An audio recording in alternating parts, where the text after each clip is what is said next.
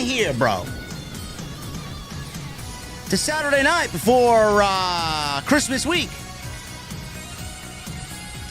Why am I on the road?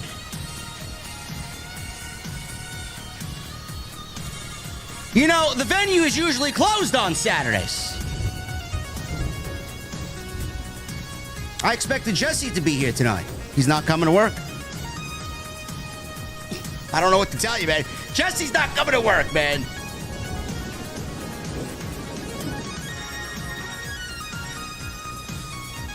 AEW Collision. Yes, Collision. Yeah, the show that nobody watches. Why am I covering Collision tonight? We'll talk about it. We'll give you a very valid reason why.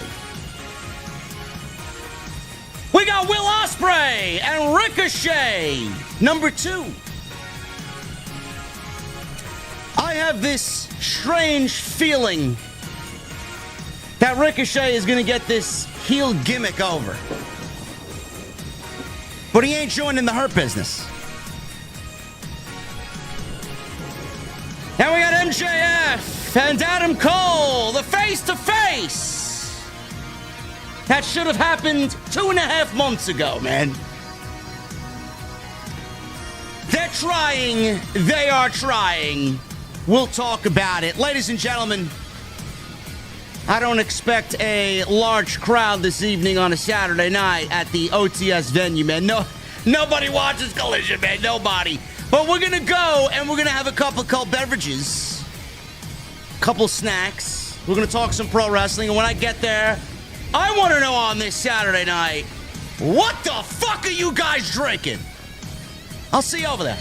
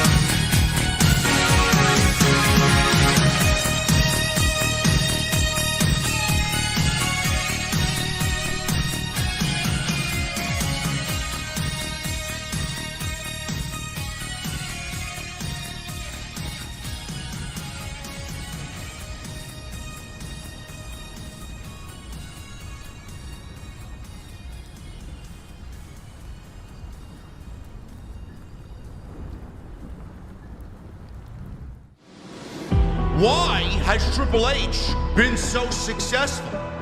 Why is Triple H running WWE better than Vince McMahon and Bruce Pritchard on Monday and Friday night? Long-term booking.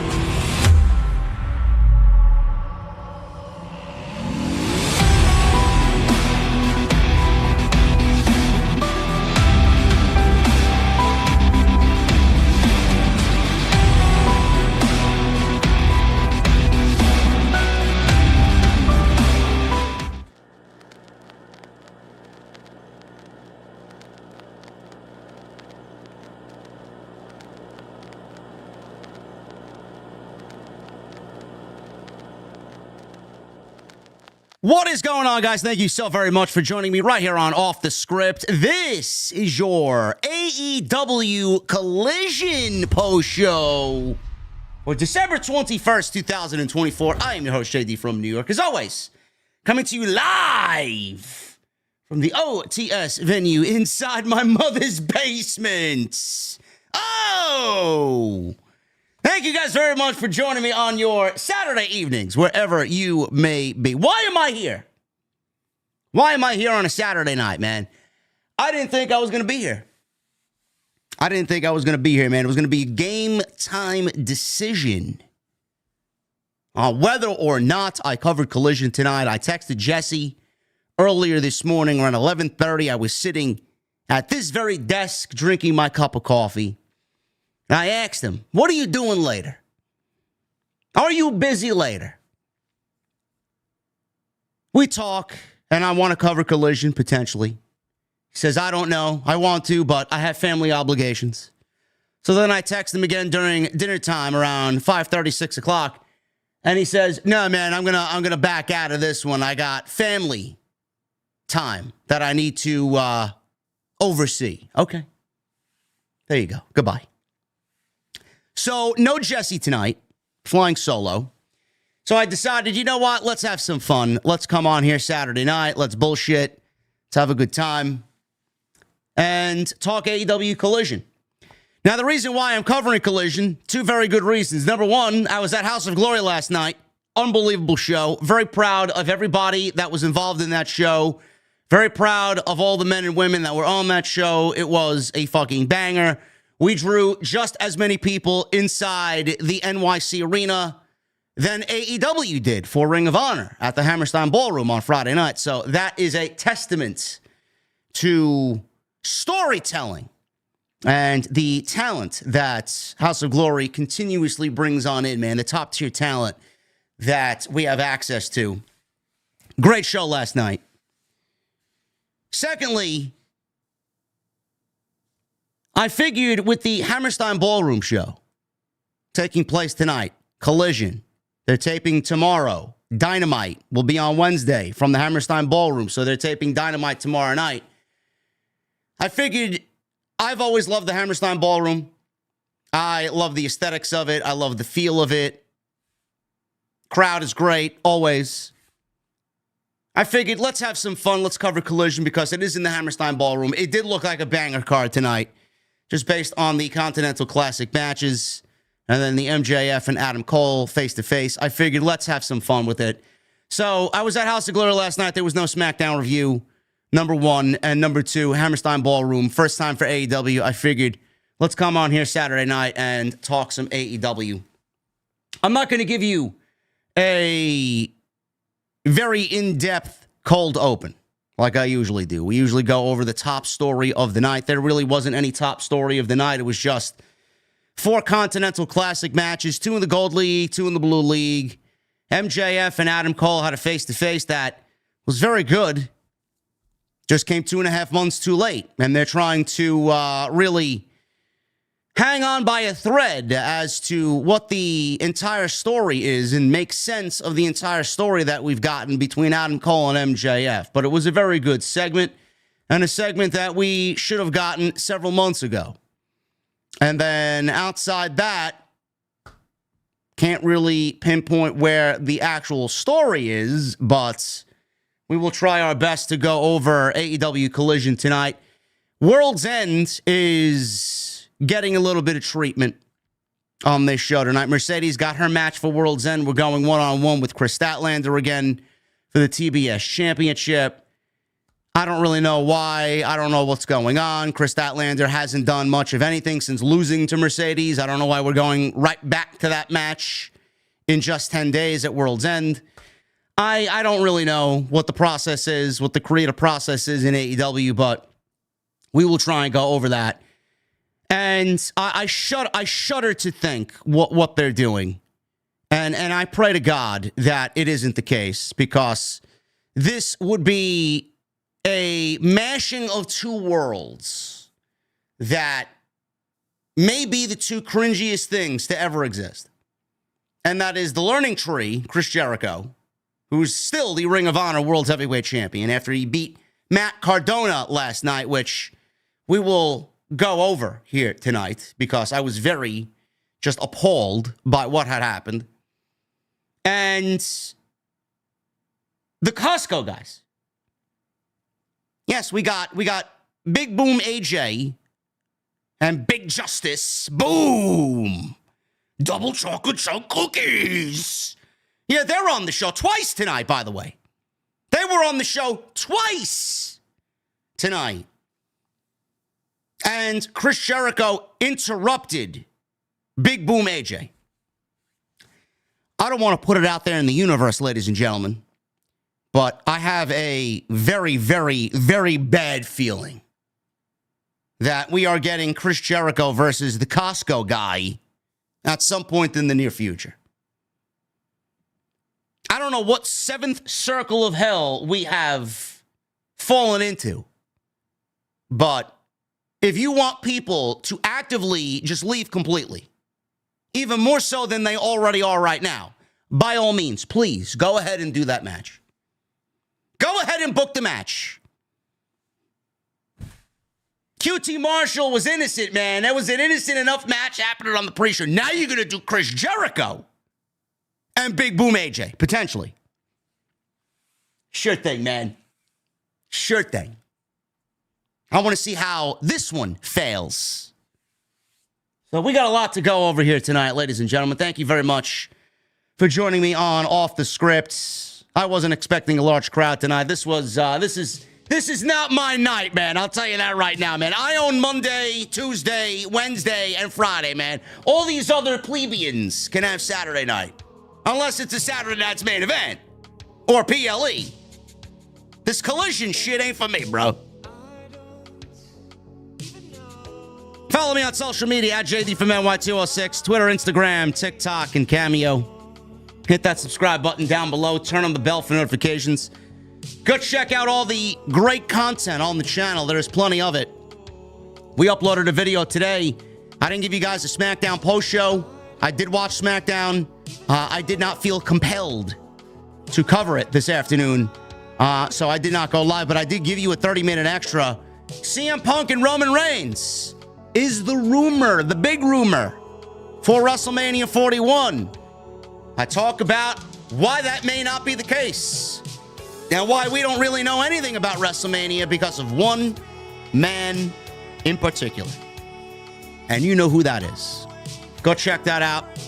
Also, we talk about Drew McIntyre getting a major role in 2025. And SmackDown officially now is 3 hours on the USA Network starting January 3rd.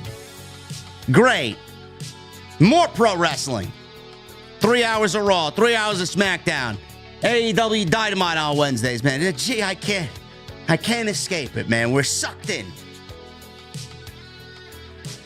That's today's video. Go check it out. I'm sure I'll have more content this weekend.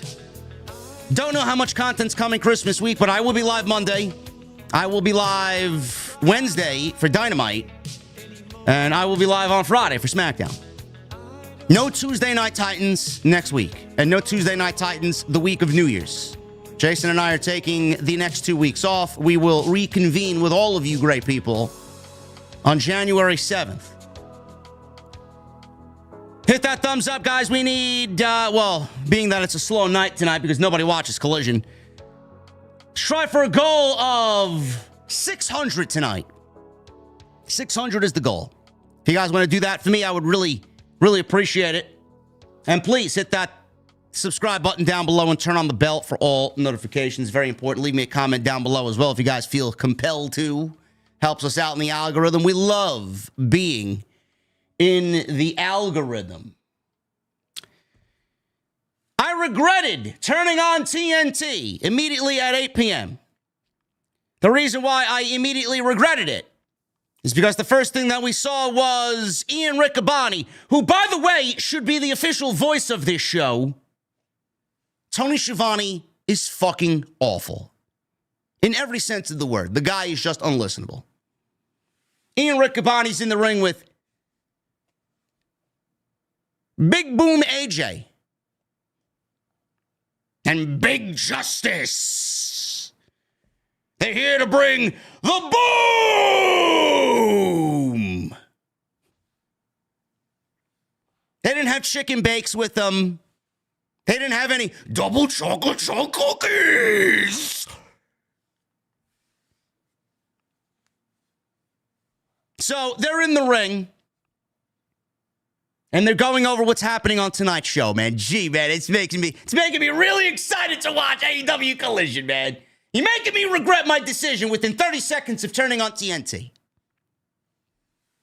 They're supporting Adam Cole in his face-to-face with MJF. They go over the Continental Classic point standings.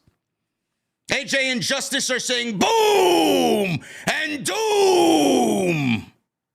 After everything Ian Riccaboni is saying. And we start off with Will Ospreay versus Ricochet. Thank God. It's fucking ridiculous. So we got Ricochet and Will Ospreay starting the show, which I thought that this would be the main event, to be quite honest with you. I thought this was easily going to be slotted in as the main event. I don't know why it wasn't. I mean, you could have started off anything on tonight's show, but this was a main event caliber match, yet it opens the show. Don't understand it. They didn't really go off the show in any compelling way. They didn't go off the air in some, oh my God, man, I gotta watch Dynamite on Wednesday. What am I gonna miss? They didn't go off the air in any cliffhanger-like way. They went off the air with Will Ospreay saving Darby Allin from a beatdown from Claudio Castagnoli.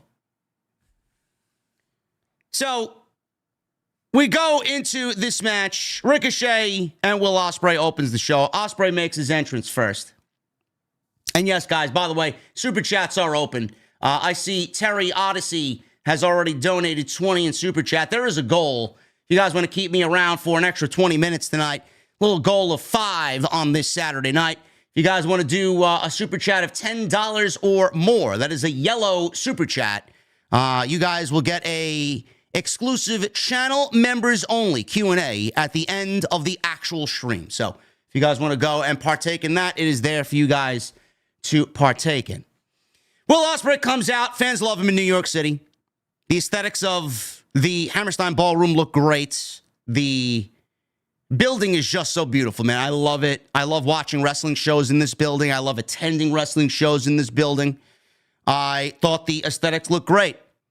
The 3-tiered balcony looks great on TV. The sound, the energy of New York City, everything is great. You see that the smaller venues are definitely working in AEW's favor. You can sit here and say, and I can sit here and say, well, why are we at this point? How did we get to a point where AEW is filling 8,000, 9,000 people in arenas around the United States, and now they can barely fit 1,500 people in the Hammerstein Ballroom? This is not the max capacity for this show. They set the max capacity at about 1,400 tickets plus. This building holds at least 3,000 people. So the bigger question is, how did we get here? What went wrong? You all know what went wrong. You all know what the problems are in AEW. You know why they are downscaling and have downscaled. But this show, aesthetically, sound-wise, Wednesday's show, aesthetically, sound-wise, to me, they've been the best-sounding, best-looking shows that AEW's put on in the last 3 months. And I'm not joking. That's not a troll. I'm not trying to be funny. That's the fact of the situation. I hope that they continue to run these smaller buildings. It's much better for them to sit with 2,000 people in a 4,000-seat arena instead of filling 2,000 people in a fucking 15,000-seat stadium. I mean, it just sounds awful. You look so Bush League when you do that. You look like a company that is failing. Let's run the smaller venues. Let's heat up the creative and give reason to people to come out and actually spend money to watch this shit live instead of giving us banger matches. Instead of giving us, hey man, we got a Continental Classic. It's great. I'm going to need more. The current trend in pro wrestling is long-term booking. The current trend is not banger matches. You could go anywhere and find a banger match. I've said this time and time and time again. The current trend is story. Something of which AEW is not telling right now. They have stories. They're just not particularly interesting. And half of them don't even make any sense. Ospreay comes out. Ricochet comes out. He's getting booed. Ospreay got streamers thrown at him, like you see on the Indies and like you see in Ring of Honor. Ricochet was greeted with not streamers. New York City decided to throw rolls of toilet paper at Ricochet. Now, you could joke about that. You could sit there and say that's well-deserved. Ricochet has been garbage. His career is being flushed down the toilet in AEW. And I find it to be very humorous. Whatever the fuck he did on Wednesday night. He didn't do none of that tonight, by the way. He didn't have a microphone, thank Christ. There's one thing they got to do with Ricochet is not give him a microphone. But I'm watching this, and I see him acting very heelish. And I see him throwing the middle finger up, and I see him throwing the toilet paper back into the crowd. He's wiping his ass with it. He throws it back into the crowd. People are booing him. I don't want to write this off completely. I don't. I think Ricochet's microphone skills are beyond horrid. I think everybody in this chat agrees with me. I think the man is just absolutely insufferable on the microphone, and he comes off more cringe than anything. Ricochet looks like a cool dude. He is anything but in AEW. There's a reason why Vince and Triple H really didn't give him much microphone time in WWE. But I'm watching this, and I'm watching this match. We'll get into the match. It was a very good match. I'm watching the match, and I'm saying to myself, this motherfucker is going to get this gimmick over. He's going to get this cringy, whatever the fuck he does. It's like he's riding a fucking roller coaster at Six Flags. This motherfucker's going to get this gimmick over. And if he does, good for him. But it won't be in the Hurt Business. It won't be in the Hurt Business. The Hurt Business wants nothing to do with Ricochet. They've made that very well known on Wednesday night. Now, I do think that the Hurt Business and Swerve will eventually join forces. I don't really see an end goal that's going to work out there. Swerve can't beat the Hurt Business and then move on to something else. The Hurt Business is probably your strongest act in AEW. There has to be an end goal of them aligning together. Common respect and common ground needs to be met with the Hurt Syndicate and Swerve Strickland. That's the only group in AEW that I would find believable to take on Jon Moxley. That's it. There's nobody else. House of Black? No. Undisputed Era? No. FTR and Adam Copeland? No. The Elite? No. Now, you want the ratings to go sink further down the toilet, please make sure Matt and Nick Jackson are the saviors of AEW. The Hurt Syndicate are the only group that's going to stop and should stop the Death Riders. That's it. But getting back to Ricochet, Ricochet won't be a part of that. Ricochet will not be in the Hurt Syndicate. They cucked him out on Wednesday night. We documented that on Wednesday, Jesse and I. Said to myself, this motherfucker's going to get this gimmick over. And I'll tell you exactly how he should get it over. Let's go through this match first. This was a very good match. Very good. I actually enjoyed this match so much more than their 50-year anniversary match on the 50-year anniversary show. Remember when Tony blew his load in 4 weeks and gave us Ricochet versus Will Ospreay on national television with no build? Yeah, this one was a lot better. At least it was in the context of the Continental Classic. The building was better, the energy was better, the crowd was better, and the actual in-ring match between the two was better than what we got back in October. So, by all accounts, they delivered tonight where I thought they did not deliver at all in October. So, we go to a commercial break. We get Ricochet doing a Fosbury flop on the outside. We go to a commercial break. After the commercial, Ospreay got on offense. He hits a phenomenal forearm You know, he's doing a lot of AJ's offense lately. I don't know if this was a common thing before he joined AEW, but phenomenal forearm. He's really relying on that Styles clash as of late. Phenomenal forearm for a near fall. He fought out, Ricochet did, of a Styles clash. Hits an Angel's Wings for a near fall. Ricochet stumbled on a moonsault attempt, and he was greeted like New York City only would greet somebody who fucks up, to chants of "you fucked up, you fucked up."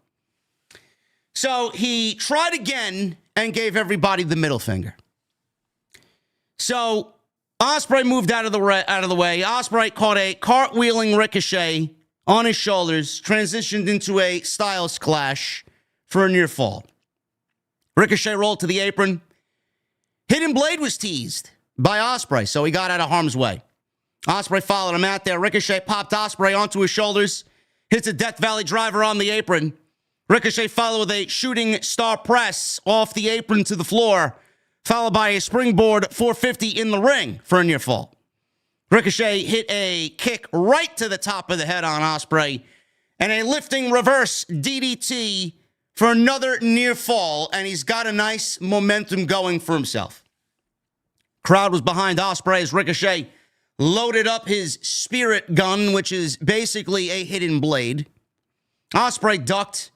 Back and forth counters ended with Ricochet catching Ospreay with a cutter on an Os cutter attempt. Ricochet hit another Death Valley driver, but Ospreay countered with the spirit gun, or countered the spirit gun with a hidden blade to put both guys out. So both guys are on their backs. They get up, they give each other time to recoup, and then they meet in the middle of the ring and trade forearms. Ospreay wins the exchange. Ospreay went for a Stormbreaker. Ricochet forced Ospreay into the referee, and the referee goes down. So we get a referee bump. I'm saying to myself, this is very weird in a Continental Classic match. So Ospreay, he actually hits Stormbreaker, which is one of the prettiest moves in all of wrestling. Referee was out. Crowd is counting along. You could count to 10, and Ricochet is out. Ospreay went to the top rope, but the referee is getting back up. So Ricochet sees Ospreay on the top rope. He kicks the referee behind his back into the ropes, and inadvertently, the referee knocks Ospreay off the top rope and crotches him on the top rope. So Ospreay is down. Ricochet gets up, drilled Ospreay with a spirit gun, and scored the upset victory over Will Ospreay in the Continental Classic. Now Ricochet leads the Gold League with 9 points. And Ospreay is struggling right now in the late stages of the Continental Classic. It is not over yet, though. It is not over yet. I was surprised that Will Ospreay lost this match.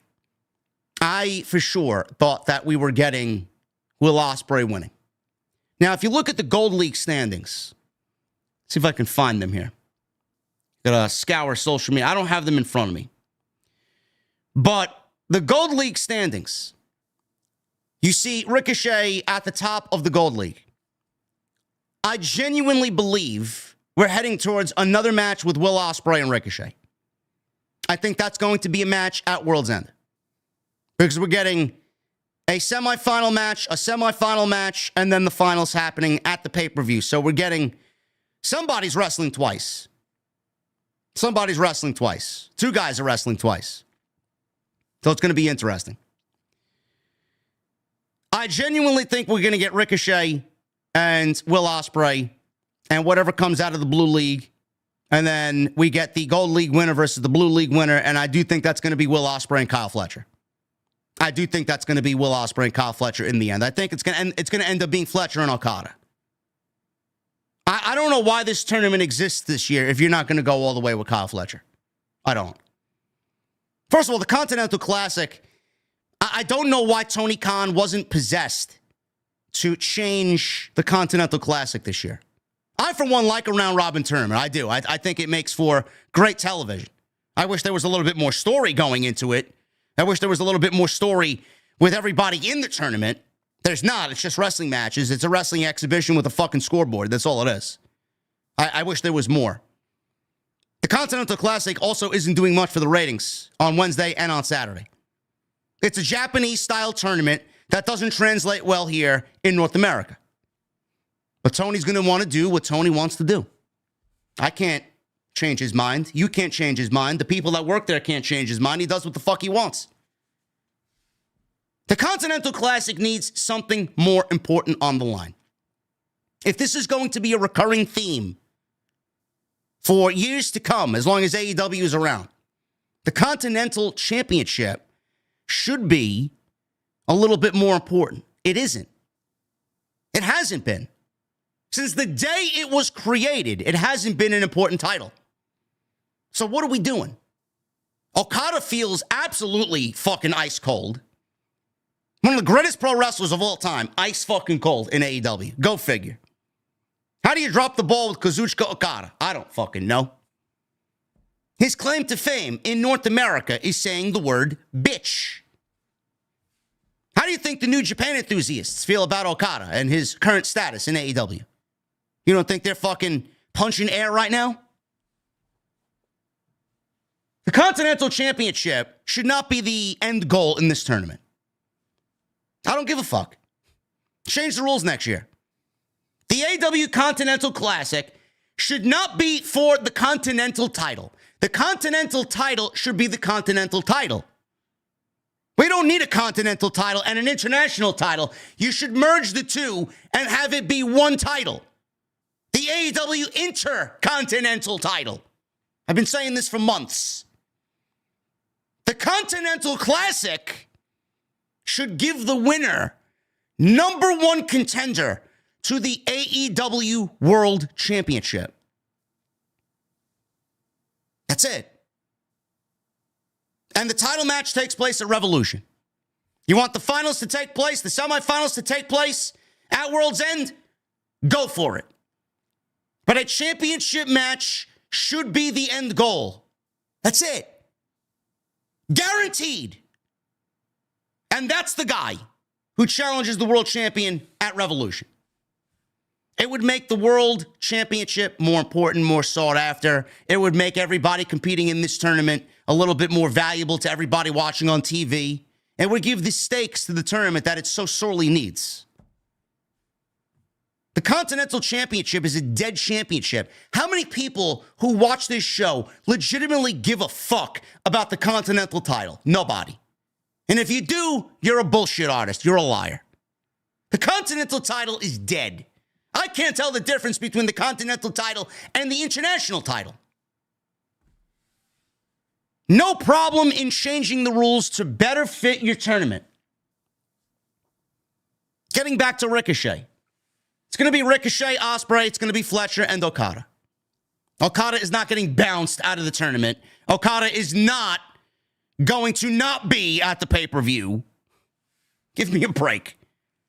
It's going to be Okada and Fletcher. It's going to be Ricochet and Ospreay. It's going to be Ospreay and Fletcher in the finals. I won't be surprised if they actually go Ospreay and Okada. But the whole reason why you've started all of this ascent for Kyle Fletcher is for him to win a tournament like this. That's what needs to happen. If you don't go all the way with Kyle Fletcher, I'm done. I'm done. Him winning the Continental Championship should be an absolute slam dunk. It ain't the world title. A slam dunk for that kid to win the Continental Championship. And beat both Okada twice and Ospreay in the same night. You want Tony to make new stars? He's got one staring him right in the fucking face. Now, what he does with Kyle Fletcher after the fucking tournament, that's where we're going to really zone in on that microscope on Tony Khan. This tournament's fucking a slam dunk, easy peasy, lemon squeezy tournament for Tony Khan. A blind man could book this fucking tournament. But that's what needs to be done. That's your final. And that's your winner. Ricochet ain't winning. No matter how much you want him to win, no matter how much he's changing his character and his persona and his attitude on television, it ain't gonna happen. They made him look strong. They gave him a little attitude here in the tournament. He ain't gonna win. Ospreay and Ricochet did not have a winner in their first match because of Konosuke Takeshita. Ricochet now wins this second match. Ospreay wins the third. They're even. Which is also mind-boggling because nobody really gets over if we're 1-1. One guy doesn't look better than the other. But I'm not booking the show. I'm not booking the Continental Classic. Ricochet is going to get this shit over. He is. Whether you like him or not, whether you like what he's doing or not, whether you don't give a shit about him or not since he left WWE, I guarantee you he's going to get this shit over.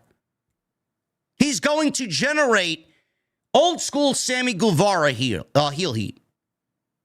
I don't know if that's necessarily a bad thing or a good thing, but it started off being a very good thing, and then they just forced the situation, and then it became channel changing, pick up the remote control, get the fuck off my TV type of heat. You don't want that type of heat. You can easily tell the difference between go away heat and natural heel heat. Sammy had that, then he didn't. I don't know what Ricochet is going to really portray on television with this heat that he's accumulating week by week now. He's obviously going heel. But how he does it is going to matter here and how they execute it. He's not going to get over on his own.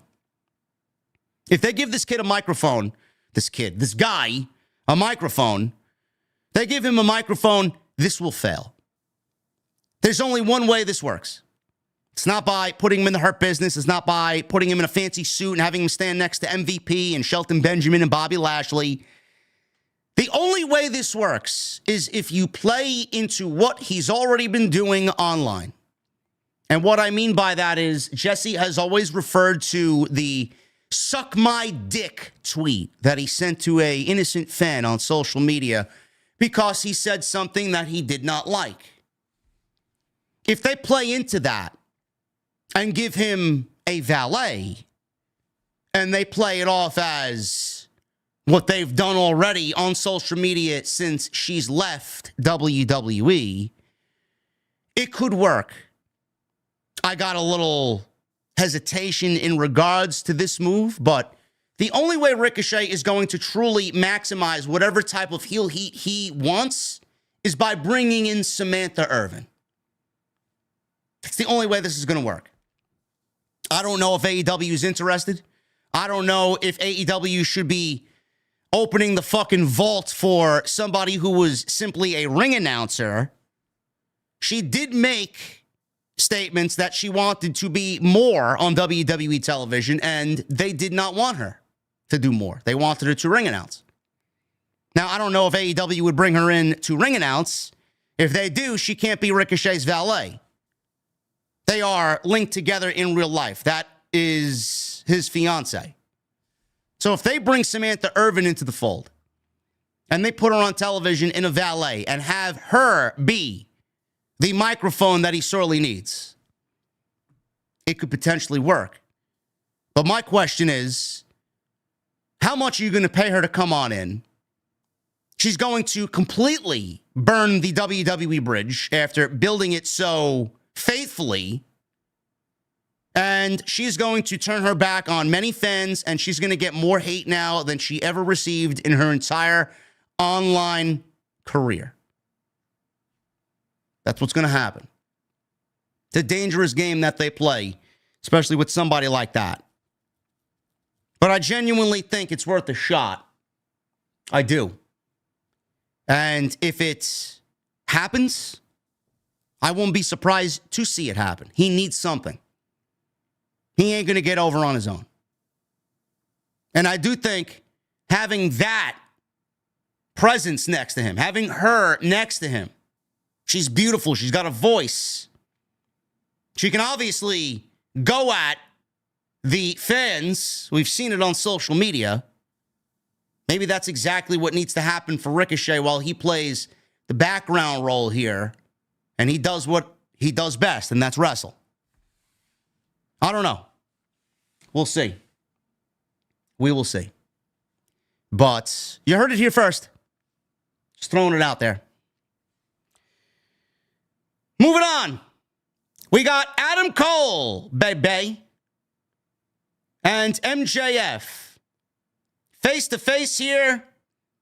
This is to set up their one-on-one match for the Dynamite Diamond Ring on Saturday night, next Saturday at Worlds End. Adam Cole's out first.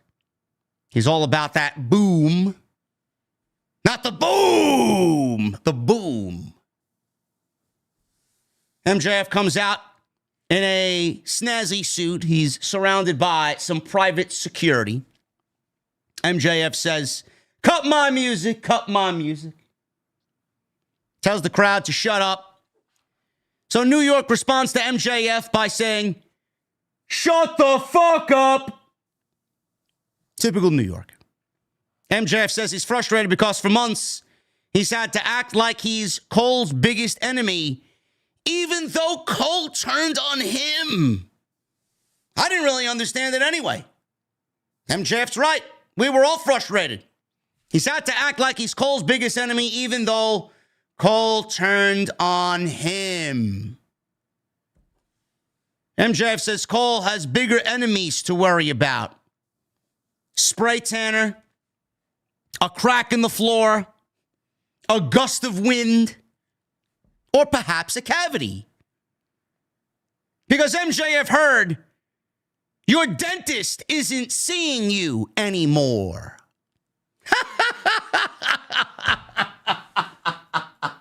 Oh my goodness, man.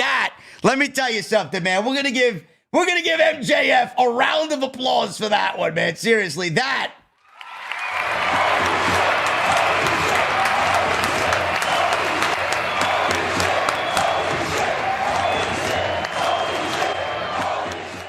is typical MJF there, man. That one stung. That one stung worse than the spray tanner, and that one stung more than the gust of wind because he's so frail.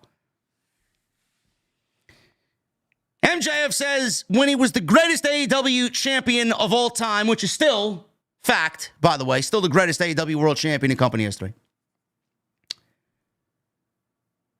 When he was the greatest AEW world champion of all time, Cole was nothing more than his sidekick, which ate him up inside.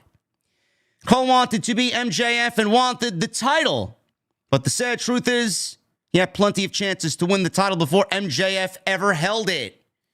It's almost like Adam Cole isn't elite enough to become the world champion, much like that ankle of his, which you blew it. Cole blew it. So he goes on to say that's why MJF doesn't buy Adam Cole turned on him, because he knew that MJF was going to turn first. Cole is just jealous. Who can blame him? MJF said, you used to be Adam Cole, baby. But these days you're looking like a crack, baby. And New York starts chanting, crack, baby. Adam Cole says he feels like MJF practiced all that for the last 2 weeks in front of his mirror. He did good. He did good. Cole says he could talk about how MJF has had 2 surgeries on his fake head of hair, or that he pulled some strings to get his girlfriend hired, like the politician that you are, or that every single time MJF enters a room, everybody can't wait to leave because he's annoying. But he's not going to say all that because he's nothing like MJF, which is why their friendship was ruined. Cole says he's the longest reigning world champion in so many companies that he's worked for. And I miss that old Adam Cole. I do. In this very building, he said he bled and fought for his life against Kyle O'Reilly. Does he have regrets in life? Sure. I have things I regret in my life. But he doesn't regret turning on MJF because MJF is just mad because Cole beat him to it. Cole did what MJF does, but he did it better than him, and he knows it. Ooh, a nice line there by Bebe. Cole has been trying to figure out what's going on in MJF's head He says MJF is terrified of letting people close to him because he thinks like a child. Cole says MJF knows he was going to turn, and MJF screams, "You're goddamn right I was."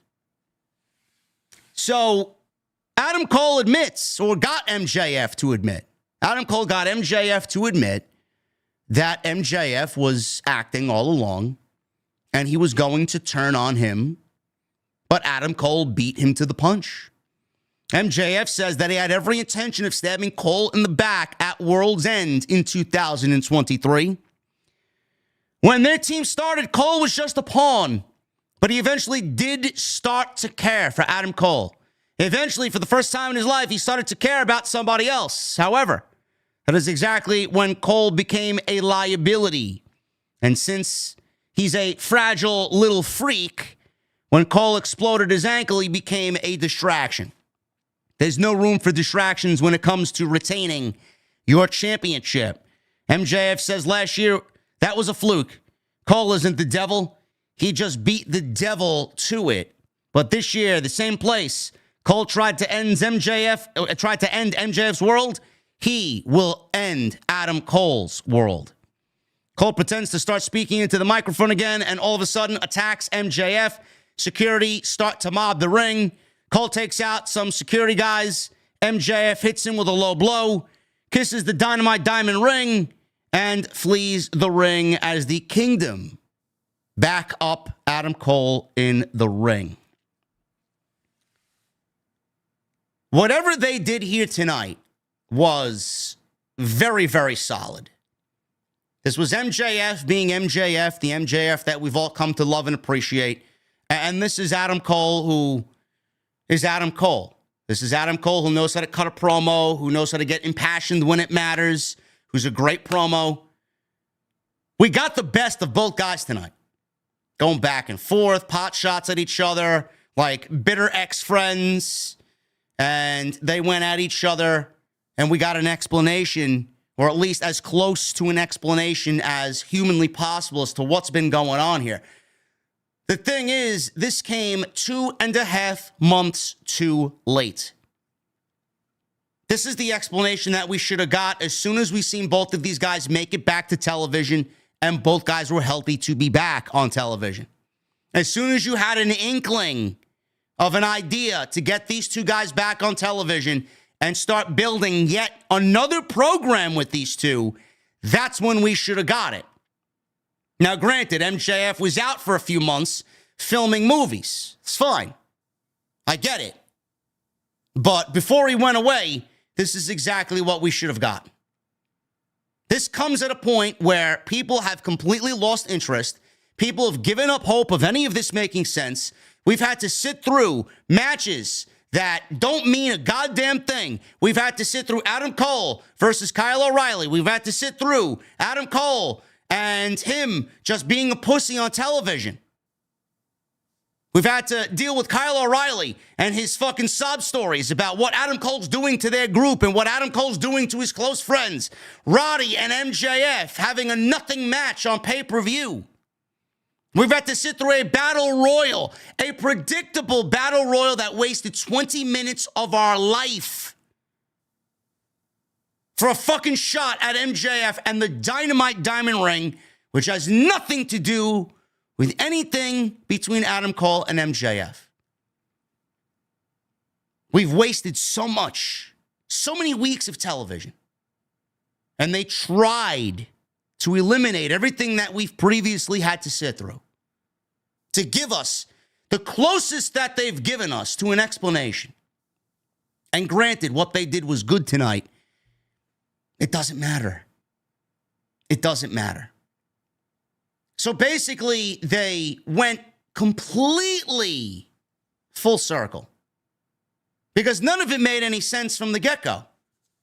Nobody was going to have sympathy for Adam Cole. Nobody. When Adam Cole came back to television, nobody was going to have sympathy for Adam Cole because it was MJF that had everything taken from him at World's End. Adam Cole did business with Samoa Joe. Samoa Joe beat MJF for the title. Adam Cole revealed himself to be the devil.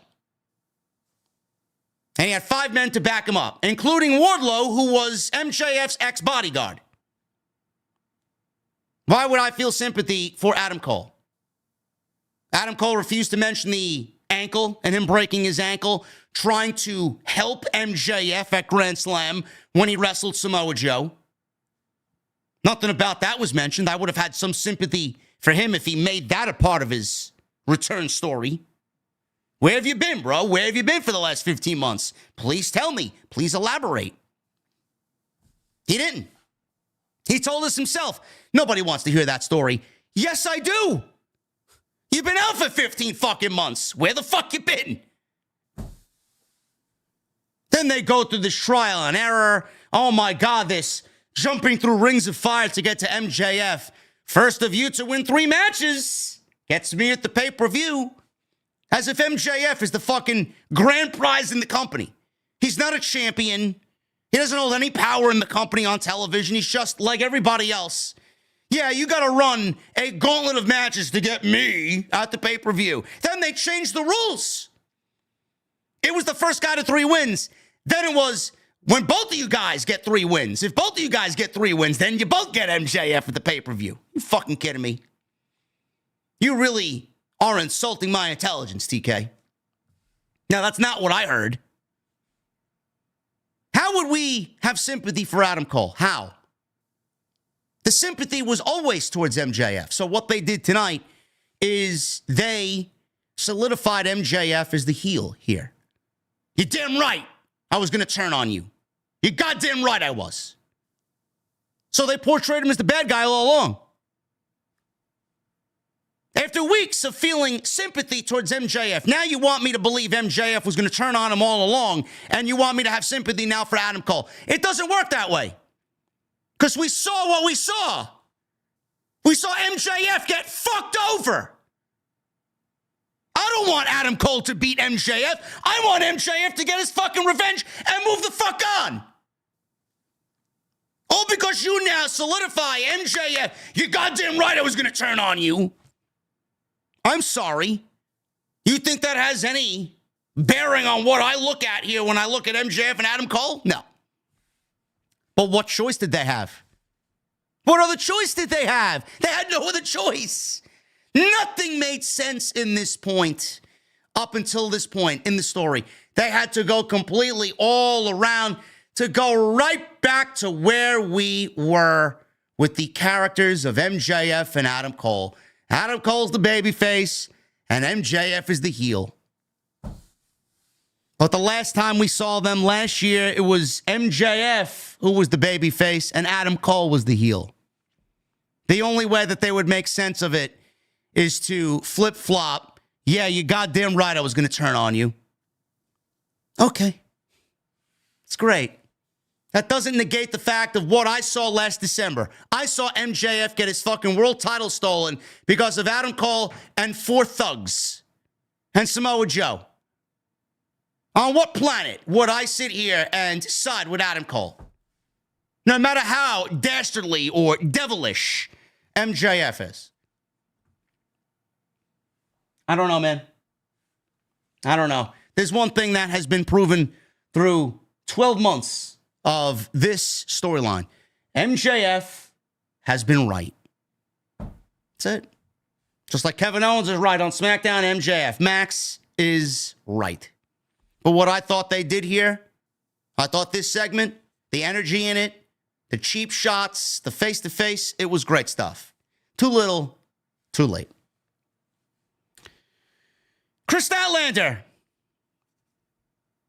I don't know where we're going with Chris Statlander. I got a lot to say about this.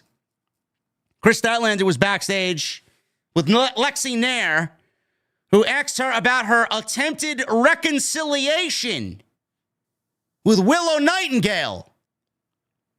Statlander said that the conversation between her and Nightingale was between them for now and promised to handle Penelope Ford tonight.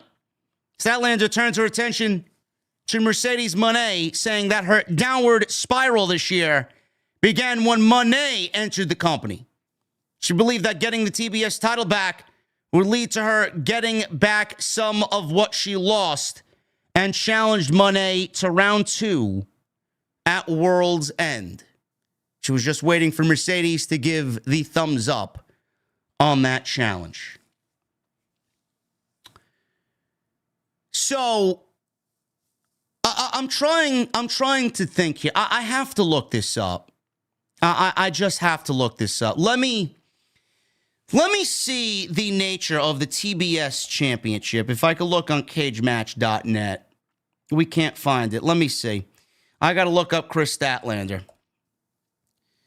You know, this TBS Championship has been a focus of Chris Statlander for a little bit of time here. Let's see. AEW TBS Champion. Let's see. So, I don't really understand what Chris Statlander is saying here. She said that her downfall was when Mercedes entered the company. Now, Mercedes came in earlier this year. She came into AEW in April. They surrounded a whole fucking show around Mercedes and her debut called Big Business, AEW Dynamite in Boston, which is still probably one of the largest Dynamite crowds they've drawn all year. So she wrestles Willow Nightingale. This happened at, I believe it was Double or Nothing. She beat Willow Nightingale for the championship. So Chris Statlander hasn't held a TBS championship since 2023. She lost it to Julia Hart. Julia Hart beat beat Chris Statlander for the championship. That was back in 2023. I believe that was at Full Gear. So how did her downfall begin when Mercedes entered the company when she had nothing to do with Mercedes in the TBS championship? It was Willow that had everything to do with the TBS championship. So we went from Chris Statlander to Julia Hart to Willow Nightingale, and then Willow Nightingale to Mercedes Moné. I'm struggling to figure out and follow along what Chris Statlander is trying to say. She said her downward spiral this year began when Moné entered the company. How? How do you say something like that and then not explain what you mean by that? I don't get it. Then we go back to what Chris Statlander was doing while Mercedes and Willow were wrestling for the TBS Championship. Willow lost the championship to Mercedes, and we were on our way to getting Chris Statlander to be a heel. She was paired with Stokely. We got weeks of television that culminated in a match at All Out in Chicago, which is probably one of the best women's matches you'll see all year in any promotion. And then after that match, magically, Chris Statlander all of a sudden dumps Stokely. She magically turns back to babyface with no explanation. No explanation as to why she dumped Stokely. No explanation as to why she dumped the babyface or the heel shtick for the babyface gimmick. Care to explain? I don't find any explanation anywhere. And now you want me to sit here after we got no explanation about why you turned babyface once again, why you dumped Stokely Hathaway after you beat Willow at All Out. Now you want me to sit here and pretend to care about Chris Statlander once again befriending Willow Nightingale. Wasn't the whole fucking story about taking Chris Statlander, who beat Willow at All Out, and making her into the next big heel in the division? You wanted to drop that, make her a babyface, and then do what? Have her follow in the fucking footsteps of Willow Nightingale as the second babyface in the division? Not even. They're behind Toni Storm. So no matter how you look at it, Chris Statlander was once ahead of Willow. She was on her own. She was a heel, doing great things. And now she all of a sudden wants to befriend Willow Nightingale once again and be a babyface that is not going to be as over as Willow Nightingale. I find this to be absolutely fucking Mind-boggling. Stupid. It is so fucking lazy. How did we even get here? How did we get here?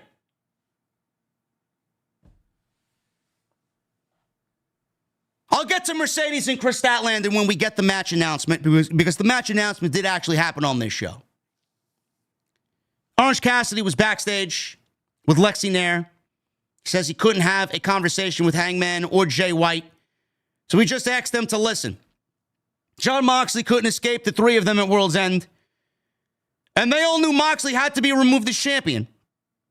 He asked for a temporary alliance to take Moxley out of the picture.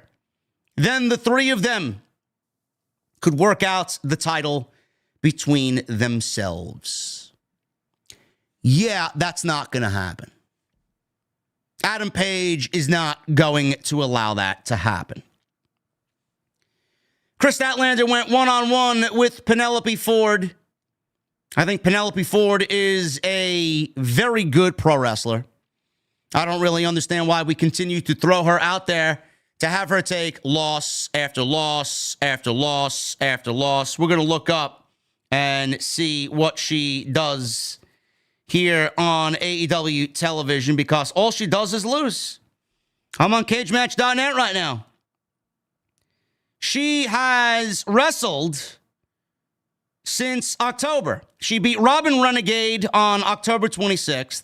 She loses to Jamie Hayter. She loses to Britt Baker. She loses to Anna Jay. And she loses to Chris Statlander. So she lost 4 matches in a row. She's very good at what she does. Why isn't she getting some shine and some polish? Oh, but she's on Collision. Oh, but she's on Dynamite. She's on TV. That's great. She can be on TV fucking every week. If you don't have her win a fucking match, it doesn't matter. If you want to build a division with credible threats, if you want to build a division with some name value and some ladies that are going to give some credibility to what they do in and around the division, like, say, challenge for a fucking championship, then you got to start giving some of the women that you're featuring a little bit more frequently than others some fucking wins on television. Instead of treating them like some fan-weather fucking toy that you bring out of the fucking toy chest and you want to play with because it's the month of December. I want to play with Penelope Ford. Last month, I didn't want to play with Penelope Ford. Last month, I wanted to play with Anna Jay. Last month, I wanted to play with Harley Cameron. You got some solid females in this division. Let's start giving some solid females some wins, so they look a little bit better when you want to use them a little bit more prominently. Ridiculous. I don't expect Penelope Ford to win this match, but it's like, Jesus Christ, I see her on TV more than I really care to count, and she loses every fucking match she's in. This match was fine. Ford is very good at what she does. Pick it up after the commercial break. Ford hit double knees to Statlander on the apron. We go to a commercial break. Ford misses the double knees again after the commercial before Statlander drop kicked her with a basement drop kick off the apron. She goes tumbling to the outside. Statlander hits a spinning fisherman buster for a near fall. Penelope ducked a corner boot and hit a perfect plex for a near fall. Statlander caught Penelope on a handspring elbow. Series of counters back and forth led to Ford's springboard poison Rana on Stat for a near fall. Looked really good. Statlander came back with a pair of German suplexes before landing Saturday Night Fever for the 1, 2, 3. So Chris Statlander gets a victory. Mercedes comes out after the match. She said she was planning on taking the pay-per-view off, but decided to grant Statlander another beating. She accepted Statlander's challenge for the TBS title at World's End. Statlander, I have to ask, Tony. I have to ask a very simple question. What has Statlander done? What has Chris Statlander done to deserve another shot at the TBS title? Now, I get, because all I see, optically, all I see is Tony relying on fucking cagematch.net and I see him relying on, what was the rating of the match between Chris Statlander and Mercedes Moné at the last pay-per-view? He's relying on fan fucking voting and fan rating to give us another TBS championship match at the pay-per-view instead of, I don't know, actually building up Chris Statlander to be a credible fucking title challenger for Mercedes Moné. What has she done since the pay-per-view? Let's find out. Let's find out. Mercedes beat Statlander in one of the best women's matches you'll see on any show all year. This happened at Full Gear. Since then, Chris Statlander wrestled on the 12-12-24 edition of Collision. She beat Tootie Lynn in 2 minutes. Who? Tutti Frutti. She beat Fruit by the Foot in 2 minutes. And then tonight she beats Penelope Ford in 9 minutes. Great job there, man. Great job. Great job, Tony. 2 wins over fucking Fruit Roll-Up and Penelope Ford. That's enough to get Chris Statlander a TBS championship match against Mercedes at the pay-per-view. Great job there, man. Really appreciate your well thought out creative for this one. Does anybody expect Statlander to beat Mercedes? Genuinely. Because I know I don't. They're basically relying on how great the first match was to deliver a second match. And most of the time, the sequel is always less than the original. I mean, you could look at Shawn Michaels and The Undertaker at WrestleMania as the finest of examples there. WrestleMania 25 is so much far superior than WrestleMania 26. Don't at me. That's the facts. The second match is usually never better than the first. So what do you want them to do? What do you expect them to do in this match that is better than the first match? Gee, man, what are they going to go, 25 minutes? We're going to go 25 minutes instead of going 20?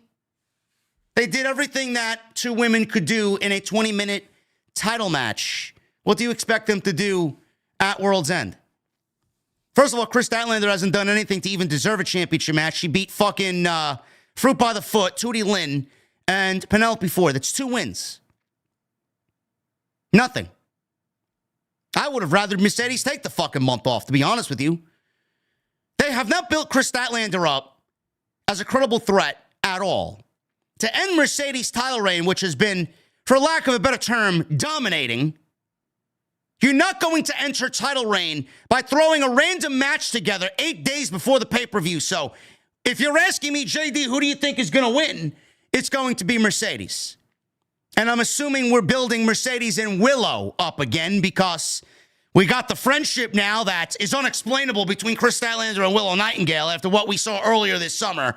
And we're building now Willow up to get another title shot against Mercedes. I don't even think Willow is a big enough threat or a credible enough threat after what we've seen of her on television to take the title off Mercedes. But it ain't going to be Statlander. Guarantee. Mercedes wins. Statlander is saved by Willow. And we get Willow versus Mercedes at Revolution. Or wherever. Could be at a random Dynamite. We don't know. We don't know. And no, Camille is not going to cost Mercedes the TBS title at World's End to give Statlander another reign as TBS champion. No. No, Camille is dead. Now, Camille is on house arrest. She is not going to be on television for the duration of her contract. I don't know what was done, what was said. I don't know what the feeling is there. I don't know what Tony's problem is. They took something that should have been another great example of building character. They should have taken Camille, and they took something that should have been 12 months of story. They dissolved it in 3 months, and then they wrote her off television, never to be seen or heard from again. Camille is now in the Witness Protection AEW program. Don't know where she is. For all we know, she is under a different identity. That's what should have been. That was the story. Camille being treated like shit over 12 months, tired of being Mercedes' lackey, takes the belt off Mercedes when she's been built enough as a character that the fans care about. Now Camille sits at home regretting not signing the contract that HBK gave her and instead took one from a maniacal lunatic who's emotional as fuck and takes issue with people when he doesn't get what he wants and he sees something that he doesn't like. Am I in the ballpark? Gee, man, that sounds like somebody that we once knew who ran WWE for 30, 40 fucking years. Gee, man, that sounds familiar. Anybody in the chat know who that is? Fucking ridiculous. Mercedes is not losing the championship at World's End. I don't know why we're getting this match. We're only getting this match because the cage match rating is probably an 8+. Thanks, Tony. They had nothing else for Mercedes to do. Thanks, Tony. No explanation on why Chris Statlander was a babyface, turned heel, and now is a babyface again. And why she wants to befriend Chris Statlander does. Why she wants to befriend Willow Nightingale after almost fucking killing her at All Out. Thanks, Tony. And where's Stokely? No explanation as to why he's just been dumped all of a sudden. Thanks, Tony.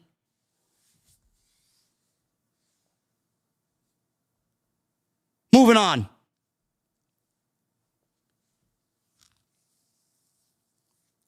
Big Boom AJ. Chris Jericho. Anthony Bowens. I don't know why the Costco guys are still out there. We've seen more than we need to see of them in the open of this show. Yet they're still out there. To do what? I don't know. Bring the boom, right?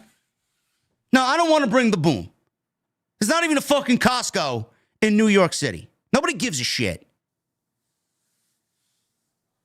So these two fucking cringe fests are out there hyping up the crowd. And I don't know what seventh circle of fucking hell we have transported to. But now we got Big Boom AJ, AJ's son, Big Justice, and the Learning Tree in the same fucking segment. I genuinely want to know how many remote controls were picked up to go watch anything else on a Saturday night. I'm sure there was a great Hallmark movie on. I'm sure that Home Alone was on rerun again for the fucking umpteenth time this month. Maybe The Grinch was on TV. You're looking at the real life Grinch right here. Christmas Story, Die Hard. What was on TV that you guys were watching? College football tonight? Yeah, man. This, I don't know what their plan is, but I'm shivering with fucking fear as to what could potentially be coming of this. Learning Tree interrupted them. So we got all of this cringe fest out there. And I'm thinking to myself, I hope this isn't the case. I really hope this isn't the case. So Jericho asked if they had a permit to be here from Mayor de Blasio. Mayor de Blasio is not the mayor of New York. It's Mayor Adams. So clearly he's joking. He's got his mayors all mixed up. So Big Justice called him a jackass. Jericho says that he spoke for all New Yorkers when he says they didn't want Big Boom AJ there. Probably the smartest thing Chris Jericho said all year. They don't even have Costco's in New York. We don't shop at Costco here in New York City. We shop at bodegas. Jericho said that New York wasn't about silly gimmicks like Boom or guys in bandit masks, because he referred to Bandito after his run-in at Final Battle, or who people scissor. Out comes Anthony Bowens, all by himself. Anthony Bowens not out there with Max Caster, who told Jericho, shut the hell up. Big Bill said that people who asked for silence were afraid of the truth. And his hometown crowd chanted Big Bill's name. It's probably the smartest thing he's ever said. People who want silence from those that they don't agree with are afraid of the truth. Gee, man. You're looking at fucking prime suspect, enemy number one over here. People who want to silence me every single week, including some of the people that work in this fucking company, are afraid of what I project. Sometimes I fly too close to the sun, man. I don't give a shit. I like to get burned every now and then. Bowen challenged Jericho to fight him, but the Learning Tree bailed. AJ hit his line, and Bowens interrupted him and scissored him instead.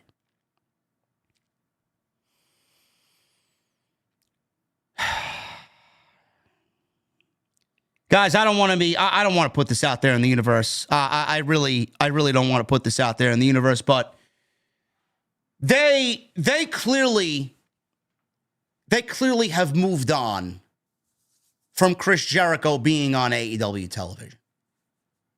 Now, it won't stop. He's the Ring of Honor World Champion. If he's going to be on television, it will be on Dynamite. And we will see Chris Jericho on Dynamite when Tony decides to put Jericho on TV. That's just the sad reality of the situation. Nothing that regards Ring of Honor should be done on AEW Dynamite. Nothing that is Ring of Honor should be anywhere close to AEW television. I said this once, I'm going to say it twice, I'm going to say it every fucking time that we talk about Ring of Honor. I don't know what they're doing with Chris Jericho. I feel like Chris Jericho is running out of things to do, and I feel like Jericho is running out of people to work with. That makes sense. Jericho right now is in such a low state on AEW television. He's in such a bad state of affairs on AEW television. Nobody cares about him. Nobody cares about the Learning Tree except for Big Bill. Big Bill's fucking awesome. Nobody cares about the Learning Tree. Nobody cares about Jericho. Nobody cares what Jericho does, what Jericho says, who Jericho feuds with. Everybody that feuds with Jericho is worse off for it. Nothing comes out of it. Nothing. Please name me one person in the last 3 years that has benefited from feuding with Chris Jericho. I'll wait. Not a single fucking person. Jericho does what Jericho does for Chris Jericho. Jericho is living his gimmick. You think this is a fucking work. This is a shoot. Learning Tree, TV time. This guy is desperately hanging on to whatever TV time he could find himself on television. And he's going to suck the juice out of whatever fruit is still hanging there for him. There's not many people that want to work with him. I guarantee it. Because they all probably feel the same fucking way. I don't know who wants to work with, I swear to God, man, I don't know who wants to work with Chris Jericho knowing exactly where they're going to end up. Look at the reactions. Look at the online reaction. Look at the in-arena reaction. Look at the fucking vibe around everything that is done, that is said. It is awful. Nobody cares. You want to be at one point in your career and you want to sink lower, feud with Chris Jericho. Start a program with Chris Jericho. Hook is not better off for it. Hook has floundered for months because of Chris Jericho, and nothing has been elevated in regards to Hook. Nothing. Yet here we are. Because nobody wants to feud with Chris Jericho, now we're getting, unfortunately, a potential tease of Jericho versus the Costco guys. Tony's already stated that Big Boom AJ's coming back to AEW television. Who the fuck do you put him in the ring with? I know people were going crazy over his interaction with MJF at some fucking gymnasium on the independent circuit. That's not going to happen. The reason why that's not going to happen is because MJF is a little bit too rated TV 14 for the Costco guys content. MJF would absolutely eviscerate them in every sense of the fucking word on national television, and that's not going to be good for the Costco guys brand. So that's not going to happen. The only reason why he showed up there is because MJF was wrestling QT Marshall on the show, and we just got done with Big Boom AJ and QT Marshall at the Full Gear 0 Hour pre-show. So what is left to do for Big Boom AJ? They're going to run whatever gimmick they got until it's fucking bone dry, and they're going to use someone like Chris Jericho, who has absolutely nothing going on for him. And they're going to use Chris Jericho, who will gladly feud with the Costco guys because they have 1,000 times more presence on social media, where Jericho's name value gets skyrocketed because he's feuding with the Costco guys. And the Costco guys do whatever they got to do because they're on a wrestling show and they get the exposure and they're all over the place and they get content.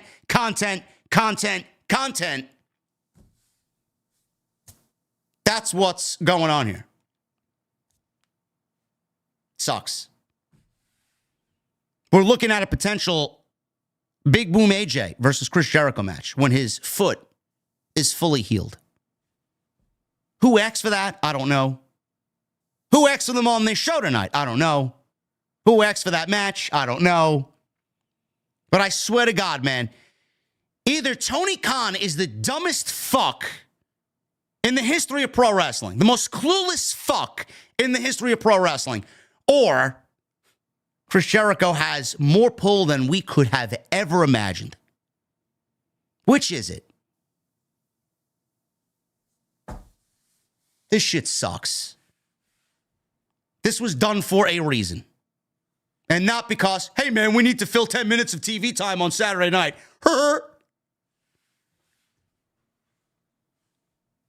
Rewinding back to 24 hours ago at Final Battle, which I heard was a disaster.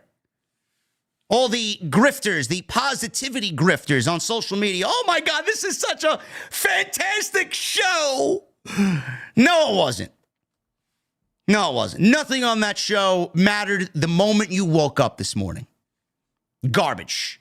Don't know why they just don't close the brand altogether and say, you know what? Fuck it. It's dead. They are better off killing the entire brand completely and just owning the tape library and using it sporadically when you need to. I want to talk about this Bandito situation. This shit pissed me the fuck off. None of these guys give a shit what I have to say.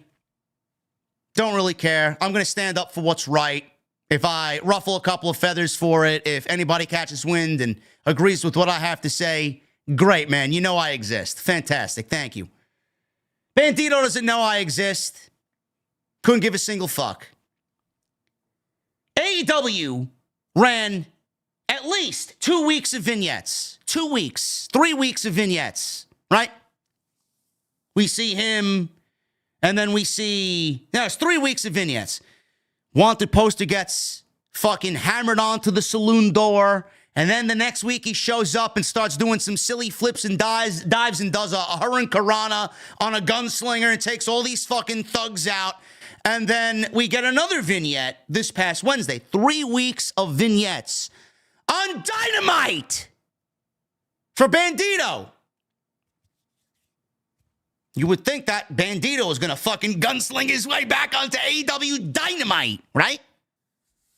Thanks for wasting 3 segments on TV for upcoming return vignettes for Bandito. Bandito showed up at Final Battle in the Chris Jericho-Matt Cardona match, which Jericho won, by the way. He came out there to aid in Matt Cardona because the learning tree was out there with Chris Jericho. He springboards off the top rope and he delivers a missile dropkick to Brian Keith and Big Bill, whoever it was. I don't remember. The guy lands so fucking hard coming off the top rope with this missile dropkick. He ended up knocking himself silly and giving himself a concussion. Now, you could clearly see that something was wrong because after a missile dropkick, instead of getting up and proceeding to take out Big Bill and taking out Brian Keith, he laid on the mat. He did not get up. He started fixing his mask. He didn't know where he was. The referee comes in the ring. He checks on him a little bit. And at no point does the referee throw up the X that this guy's fucking knocked out. Concussion. There was no single word from the fucking back to the referee in his earpiece that Bandito may be hurt. Nobody fucking had the wherewithal. Nobody had the thought that Bandito, after a missile dropkick, didn't follow up with the fucking plan that he was told to go out there and do. So the learning tree continued to pick him up. They push him into the corner. Bandito, I don't know if this was done purposely or if this was done inadvertently. I don't think this was done maliciously. Kicks Big Bill in the nuts. Big Bill points at him, because that wasn't supposed to happen. He was supposed to attack him. Big Bill gets kicked in the nuts. He rolls out of the ring. Bandito, I just seen this clip on social media. I don't know what happened after that, but how do you show 3 weeks of vignettes for someone who is coming back to AEW television to then put him in a spot on a dead show, on a dead brand, for a dead match that he was not advertised for, after he was advertised to show up on Dynamite? Because that's where I saw the vignettes. I didn't see the vignettes on Ring of Honor. How are you going to put him on a show non-advertised? Have him go in there and save Matt Cardona or help Matt Cardona and then have him get concussed. Now the 3 weeks of vignettes that you showed on Dynamite are a fucking waste. He could be cleared from concussion in 2 weeks. It could be 2 months. We don't know how silly he was knocked out. What the fuck is going on there? And why are creative decisions like that made? That's what I want to know. Whoever made that creative decision, and you know who, Tony, you should be absolutely fucking ashamed of yourself. For the simple fact of the matter that Bandito got zero medical attention immediately when everyone in the fucking world saw what had happened to him. And you should be ashamed of yourself for putting 3 weeks of vignettes on Dynamite to have him show up on Ring of Honor where nobody watched, nobody cares. Everybody woke up this morning not giving a single iota of a fuck about what happened at Final Battle. Tony would be lucky if 5,000 people watched Ring of Honor Final Battle on Friday night. That's what Bandito's worth to you, huh?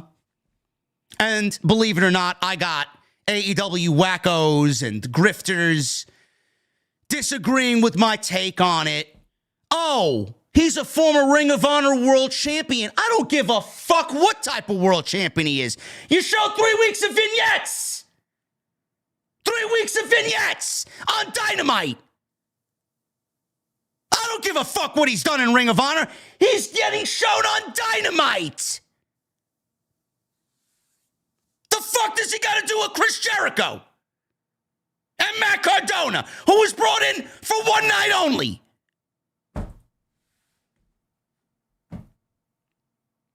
Yet I'm the problem. I'm the problem. Right? God awful. I don't know when you people are going to wake up. That Ring of Honor is dead. End it. Kill it. Close its doors. It's over. End it. Don't know when you're going to come to the realization that that is the case and that Tony Khan and his team are fucking terrible. Don't know what is going to actually wake you people up. And by the way, Athena beat Billy Starks. Don't know why. I really don't know why. How did Athena beat Billy Starks, bro? Why? Imagine having a title for 2 years and nobody even realizing that you are on the brand and representing the brand as your women's champion. Imagine that. Imagine hiding a hidden gem like that on Ring of Honor where nobody watches. The fucking lowest of degenerates watch Ring of Honor. Really? Who watches it? Seriously, who watches Ring of Honor? The 12 employees at Fightful. That's it. That's all the watchers. Who actually covers who reviews Ring of Honor? Who? I remember back in the day where everybody was so, oh my God, Ring of Honor, it's coming back. Ring of Honor's coming back, man. I even jumped on board, man. Let me try this 1 week, man. After that 1 week, dead. This ain't for me, man. I ain't wasting my fucking Thursday night. Get the fuck out of here, man. They did nothing. What separates Ring of Honor from AEW? Ask yourself that fucking question. Maybe Tony should go back to his fucking toy chest and fucking start separating his toys from the toy chest. Maybe he should start making a unique Ring of Honor roster that stays on Ring of Honor and doesn't bleed over to Dynamite or Collision. Its championships stay on Ring of Honor, and we don't see them anywhere on Wednesday or Saturday night. They need a unique building. They need a unique TV taping. They need a unique audience. They need a unique feel. They need a unique roster. They need a unique everything. If you got to start over from ground zero on literally every aspect of your promotion, you might as well just say fuck it and close its doors. Whatever you bought, it's dead. And you just absolutely put the nail in the coffin in everything you've done with the brand. Hiding it behind AEW will not save Ring of Honor. It won't. It's only prolonging the inevitable. Let the Grim Reaper come in and do his fucking job. And please, I would sit right next to the Grim Reaper, smoking a joint, and I'll fucking toast him and say, bro, great job, man. You did what everybody has wanted for so long. What exactly is Ring of Honor? It's nothing more than AEW Dark renamed. Get used to it. And Bandito, I wish him nothing but a quick recovery, man. Shame on AEW for letting that man on the show, number one. Oh, but he's a Ring of Honor champion. Everybody gets hurt. Yeah, that's great. He shouldn't have even been on the fucking show. So if he wasn't on the fucking show, Bandito wouldn't be sitting at home with a fucking concussion.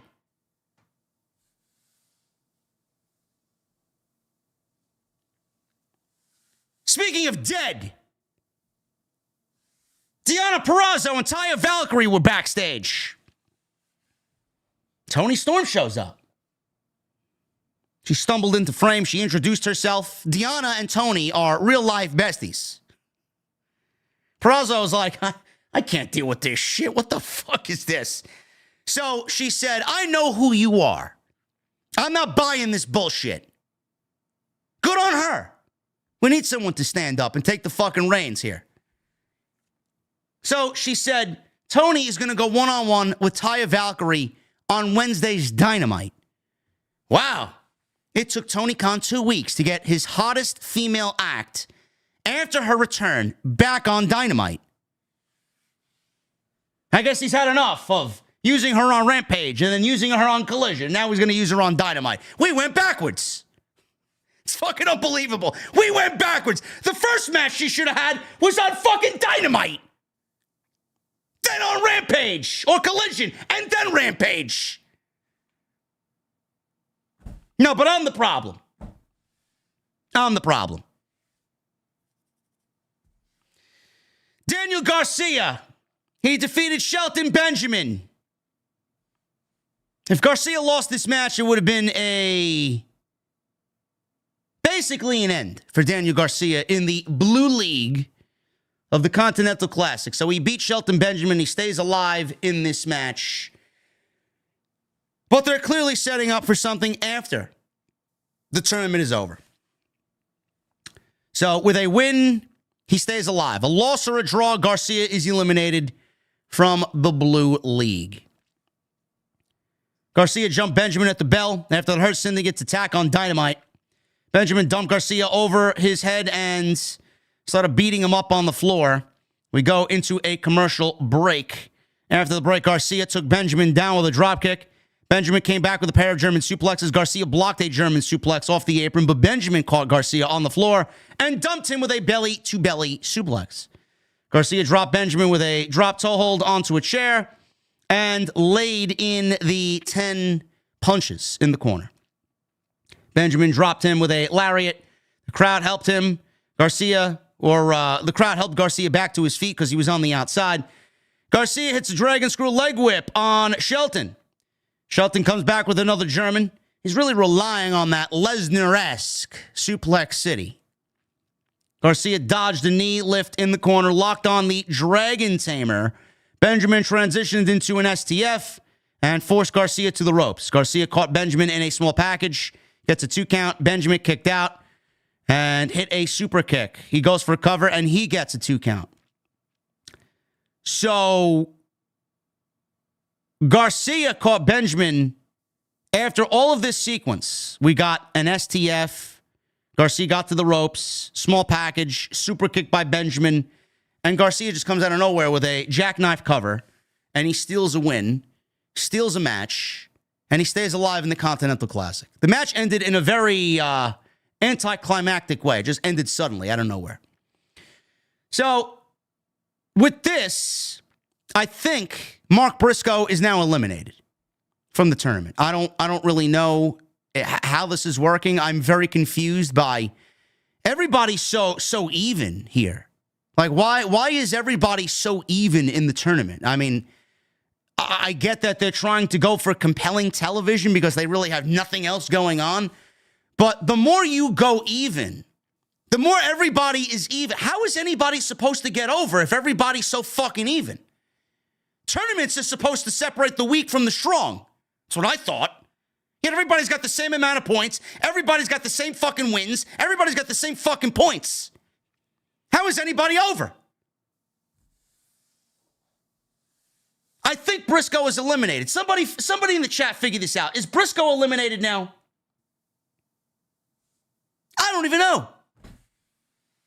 Unless with his win tonight, he's back in contention. I think after this match with Briscoe, not wrestling yet, he was mathematically eliminated. And then he won his match tonight against the Beast Mortos. So then he got another 3 points, and now he sits at 9. I don't know.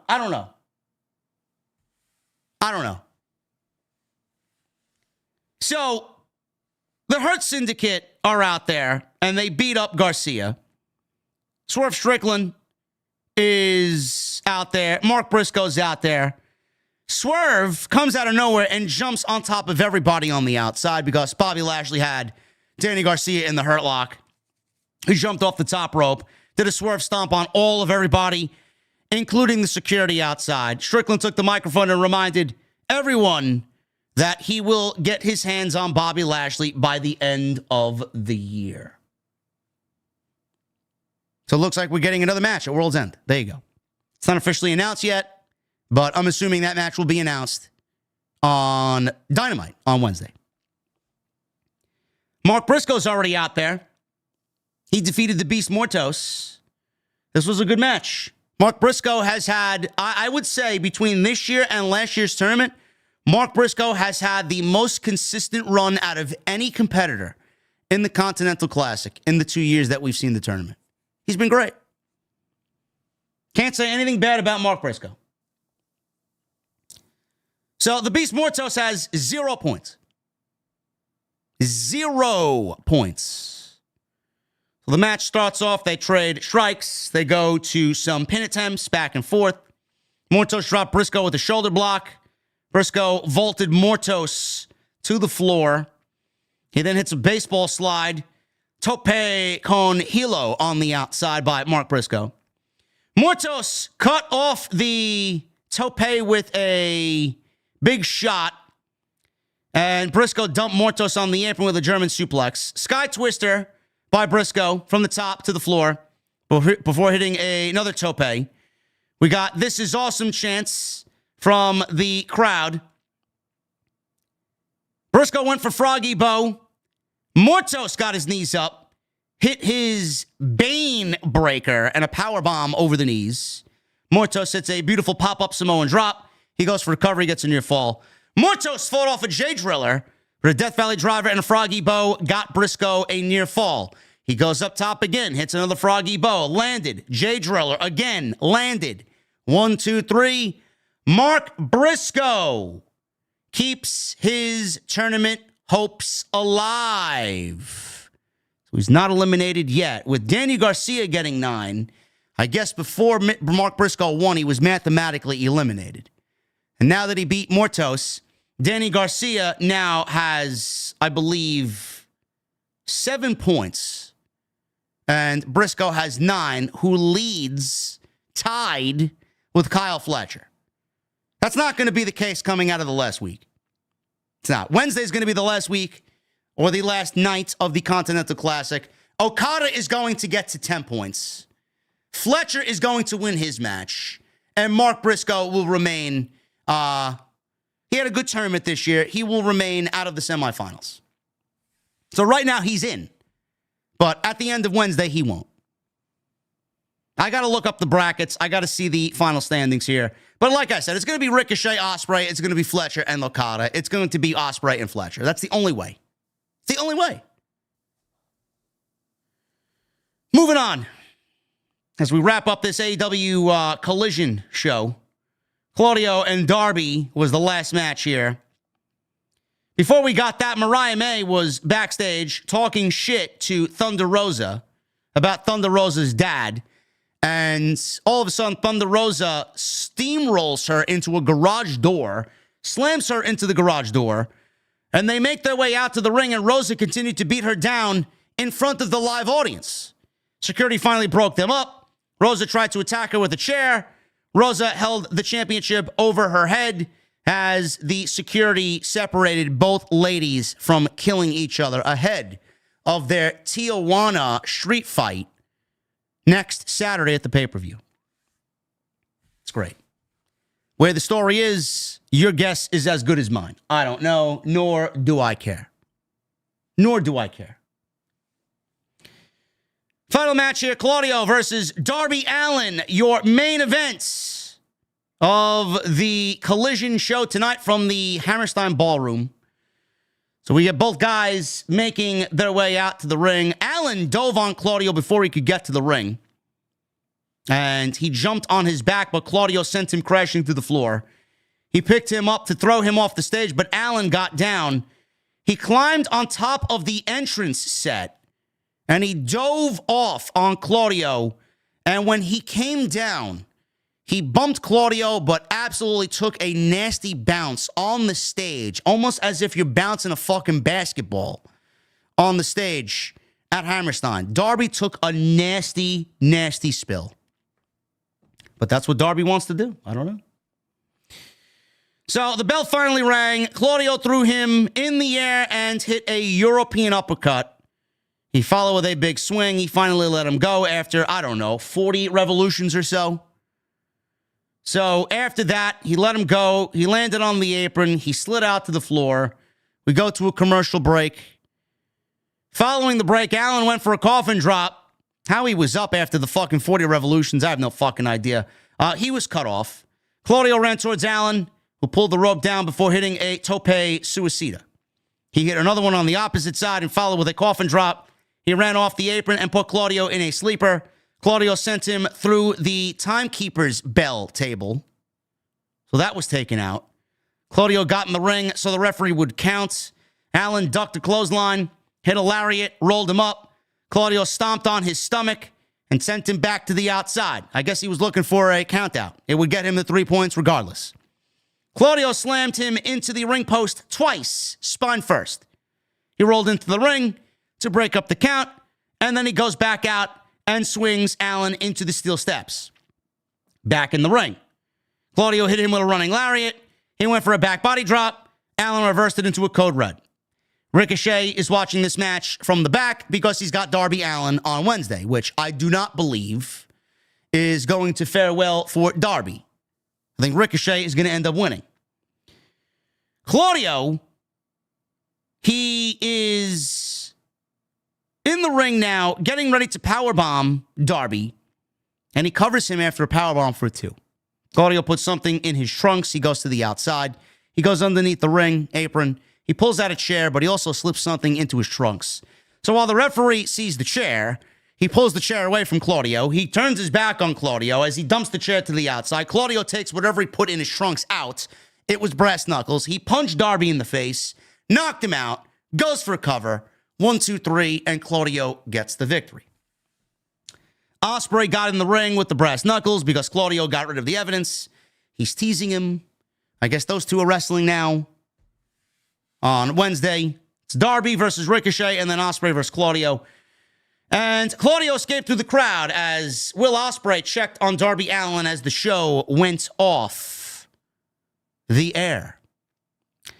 I wish I could find the standings. Let me see. AEW Continental Classic standings.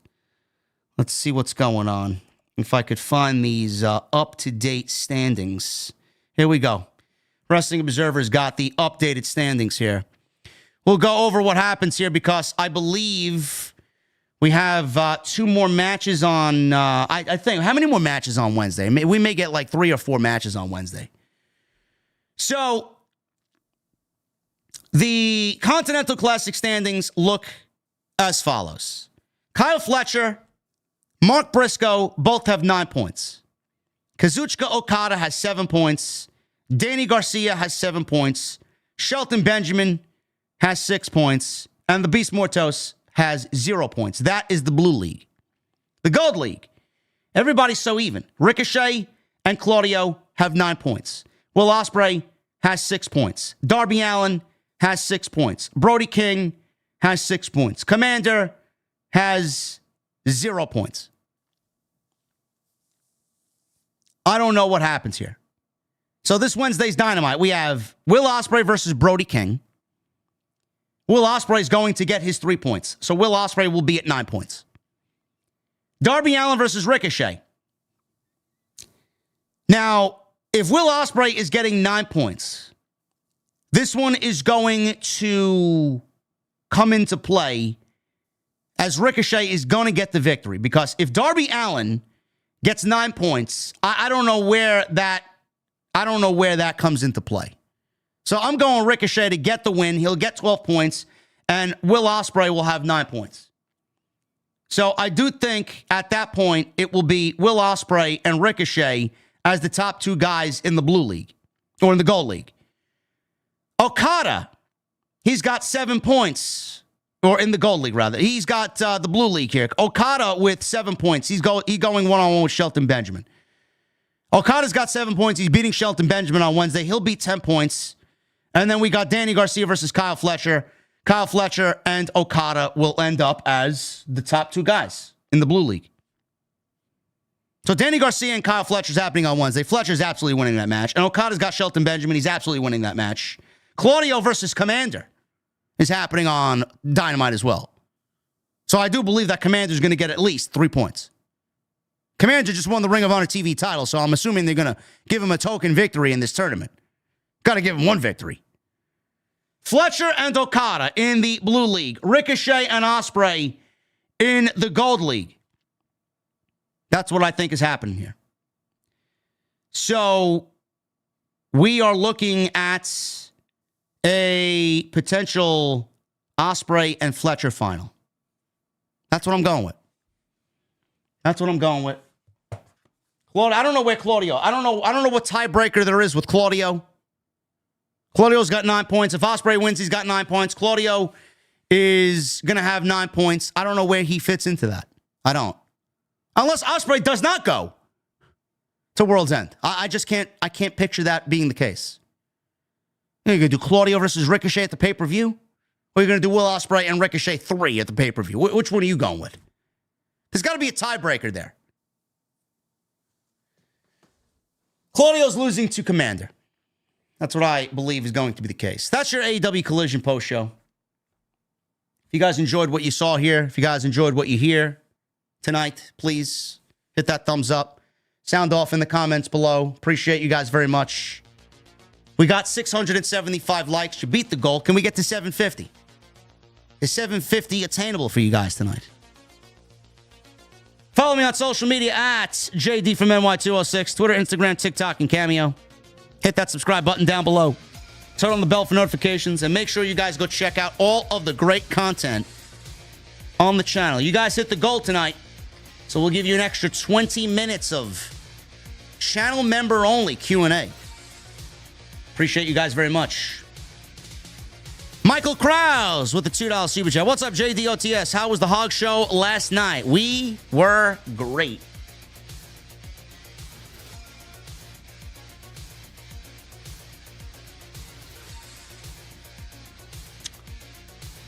So let me ask, is it possible we get a triple threat match? Is it possible we get a triple threat match in the semifinal? Do we get Ricochet, Ospreay, and Claudio? Or maybe we get a fatal four-way. Maybe we get Ricochet, Claudio, Darby, and Will Ospreay.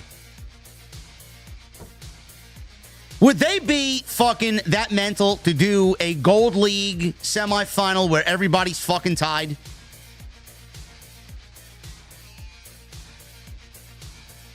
That's ridiculous. Oh, I cannot have Darby on the pay-per-view. Lame. Bradley, thank you, Michael. Bradley Robinette with a 199. Why is Athena still stuck on Ring of Honor? So frustrating. I have no fucking idea. Maybe Tony has a thing for people named Starks. I don't know. Fabby Z with a 5. Just a little gift for Christmas. Thank you, Fabby. Michelle Moran with a 2. Good match between Darby and Claudio. Darby wins Wednesday. I would assume so. If they really want to go with that multi-man match at the pay-per-view, sure. Really stacking the deck against our boy Will Ospreay, huh? You know what? Carl Fletcher's going to get Okada one-on-one. We got a fatal four-way happening on the other side. I mean, that would be unique if we didn't get a triple threat match last year. Dom Wapo with 18 months. Just got my tickets for Saturday night's main event in San Antonio, hoping for it to be a banger of a show. Happy holidays, JD and the OTS family. Thank you, Dom. Saturday night's main event in San Antonio will be a banger. Matt Eagle with a 499. Krampus. Best be giving TK a holiday beating for how abysmal the AEW product has been all year. Happy holidays, JD and the OTS family. Thank you, Matt. Michael Krause with a $2 super chat. JD, second song on the intro tonight. The name of it, Date Night by Sandman. Nathan Wynn with a $1 super chat. Thank you, Nathan. Bid Moon, $4.99. Of course, I don't watch AEW, but JD's the GOAT. Thank you, brother. I don't blame you for not watching AEW. It's in shambles right now. Edward Liu with a 40 months. The big 4-0. Did not watch Collision at all. Football ruled the day, which is why I just watch you for AEW updates now. Keep it real as always, JD. Thank you, Edward. Happy to be that trusted where you guys don't have to watch the show, yet you get everything you need from this post show. Savvy Seed with a 499. What's up, JD? If I bring an OTS sign tomorrow, do you think it'll make the cut on TV? I'll be on the first balcony and feel like it's a very intimate venue. Cheers. Savvy Seed, it will absolutely be seen. And I would absolutely love to see it. Because the last fucking idiot that came into the chat said that he got a sign or something taken, a t-shirt taken away. So we called it out on social media. And I got AEW security saying, that's something like that never happened. So please do it. And please DM me if they do end up taking it away. JB with a $15 super chat. Aha! Ricochet.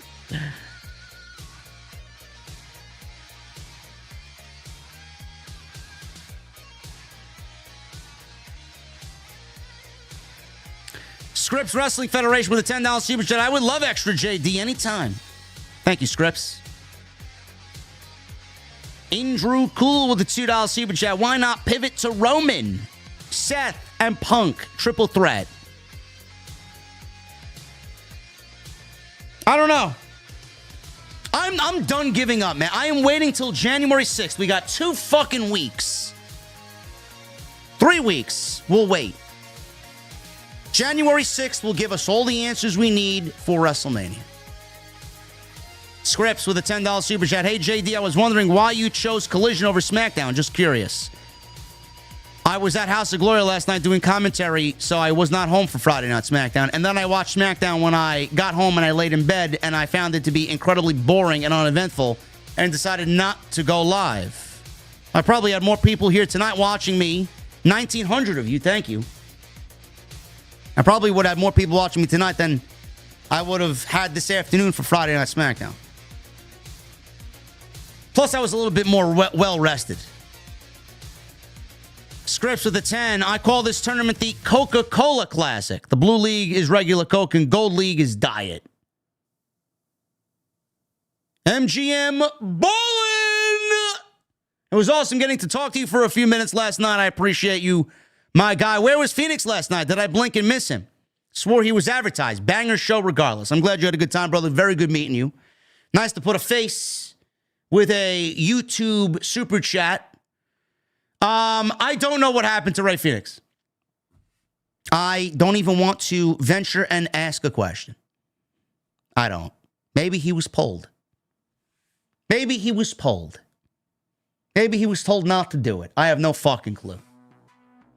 I'm glad you had a good time, brother.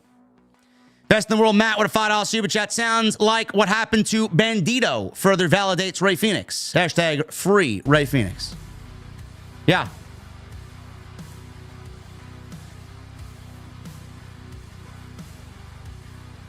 And Zoid. Well, the $5 super chat. This is Zoid's first super chat. Welcome, Zoid, to the OTS venue. Cheers, bro. From a fan very late in Berlin, Germany. You were great. Who would be your pick for Punk at Mania if it wasn't Rollins, and why? Honestly, Zoid, the only answer I have for you there is, first of all, I'd love to see Punk and Cody. I don't think that's going to be the case. They have nothing to do with each other right now. Everything's got to be cohesively, creatively in sync. If we're not getting Rollins, it's probably going to be Roman. But like I said today on the video that I uploaded, January 6th, we'll know. It's all in the hands of one man. Once that one man tells us what he is doing at WrestleMania, we will fill in the rest of the card. Because The Rock can show up and say, I want Cody. He could show up and say, I want Roman. We don't know. We don't know. If he goes after Roman, that would eliminate him from a Royal Rumble and an Elimination Chamber appearance, because Roman doesn't hold the championship. But if he challenges Cody, he's got to win the Rumble or the Chamber.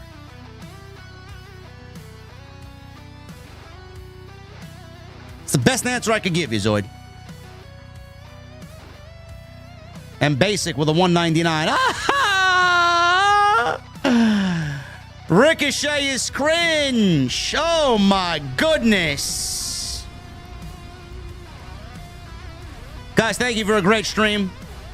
I am now going to turn on channel members only because you guys are great and you got me for an extra 20 minutes. I appreciate you guys very much for that. Everybody else, I will see you all, I don't know, tomorrow we may get something up on the YouTube channel. If not, I will see you guys on Monday live for Monday Night Raw. We'll be live right here on Off the Script. But thank you guys very much for all your support, man. I appreciate everybody hanging out with me on Saturday night. If you guys are on iTunes, Spotify, iHeartRadio, and all other audio platforms, leave me a rating, leave me a comment, let me know what you think. And I will see you guys live back here from the venue on Monday night after Monday Night Raw.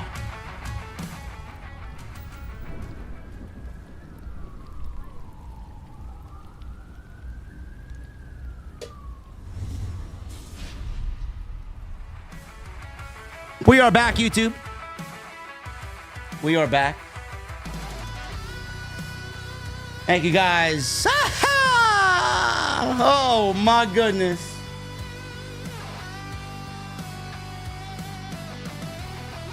Jason says plays into the Paul Heyman favor as well. Yes, it does. Now, you guys got me till You guys got me till 1 a.m. Eastern.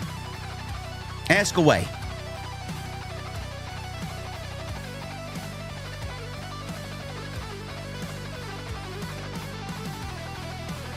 Man, I've been going down the rabbit hole of top heavy metal albums for 2024, man. I found some bangers. Stryker with that banger we play at the start of the podcast. Some Sebastian Bach. He's got a great album out this year. Found this band I never heard of before called Inner Wish. It's a power metal band from Greece. And they had Hansi from Blind Guardian on one of their big singles this year, man. What a fucking chorus, man. Oh, my goodness. User 279 with 5 months in the venue, man. Appreciate you, brother. Lewis, what's up, brother? How did we sound, bro? How did the commentary sound last night? Sometimes the sound is too loud. We're clipping. I told them to lower it. You know, I wish I was at these shows with my equipment, you know? We got a great team, though. How did it sound on TV? Did we come across sounding good? Did I sound good? I don't know how I sound, man. I don't get a replay of these shows, so I don't know.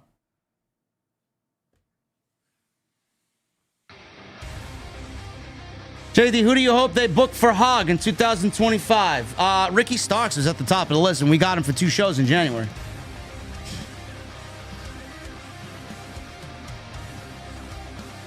Mike Santana's been great. You know, it's going to be slim pickings. I don't know. Everybody's going to be tied up. And then the WWE ID program, I don't know what type of restrictions that's going to have on everybody.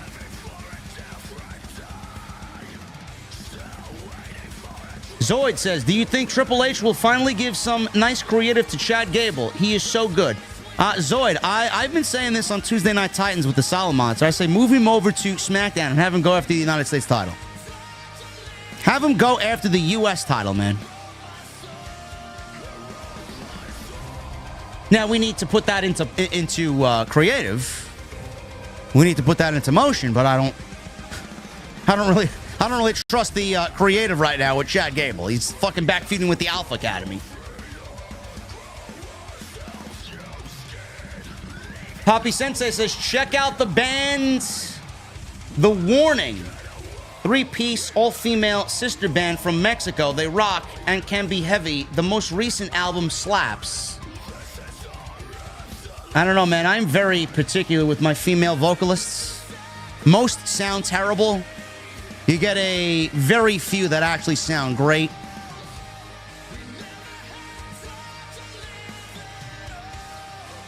JB says, JD, what the fuck are you drinking, bro? I'm drinking what I usually drink, brother. Liquid Death. David! JD, what do you think was the best year of HBK's career overall? I picked 1997. As a heel, the original DX, he was on fire then. His Hell in a Cell match with Taker was that year too. Was a great heel in 1997. Yeah, I would go with that. I thought the year he came back and won the World Heavyweight Championship inside the Elimination Chamber was a great year for him too. Just to see Shawn Michaels kind of rejuvenated like that. One of the best ever, man. Charles Wright with 30 months in the venue. 30 months. It's great, JD. You're the best with wrestling stuff. Been watching since after the Royal Rumble in 2020. Glad I found your channel, man. Keep up the good work. I appreciate you, Charles. We got bigger and better things going on in 2025, man. Can't wait. You know, I have a question for you guys. What do you want to see me do differently next year? What do you want to see more of? What do you want to see less of? You want to see something new? How do we take the channel? This is what I've been going over. How do we take the channel? How do we take the business? Our business, what I got here, our community. How do I take what I'm doing now to the next level? Do I work with other people? Do I work with other creators? Do I branch out? I've always been of the mentality like I don't need nobody. I'm doing my own thing, right?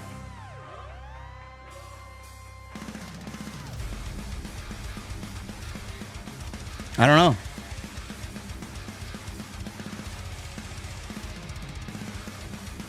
Brian Owens with a $5 super chat. He says, 4 years ago Sunday, my mother passed, and thanks to you and the OTS family, you got me back into watching wrestling again. Merry Christmas and Happy New Year. Brian, my thoughts and prayers with you, brother.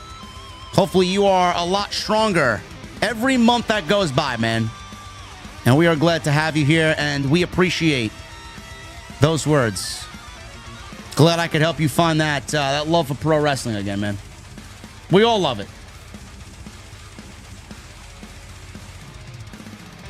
Lewis says, I'm fine the way that I am. Mike43 says, Ross, Solo, Jesse, and JD WrestleMania review. You know, I love Jason. I don't want to ask any more of Jason than I have already asked of him. We'll leave Jason alone outside Tuesday nights, man. He's got his own thing going on.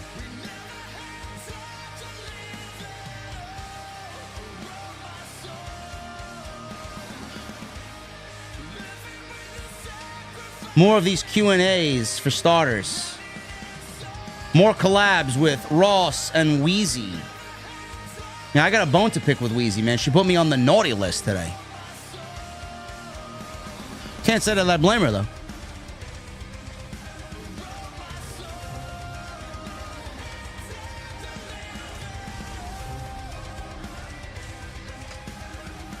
Scripps asks, do you think WWE will eventually buy TNA? I could see it. I could see it. MGM Ballin says, why does Pac always wear his ring gear? It's a pet peeve of mine. He's always ready for a fight, bro. I don't know. Those pub brawlers, man, they're always ready to go. I don't know what to tell you. With the power of the saber blade. I heard Owen's been carrying around the Winged Eagle title. Are they planning to combine the titles? User, no. He's just going to defend the title because he thinks he's the real world champion while Cody is out. And by the way, Cody is out doing appearances with a neck brace. He's living the gimmick. John Wick of Spider Hunters. Do you think Brock Lesnar is officially done with WWE? No, I do not.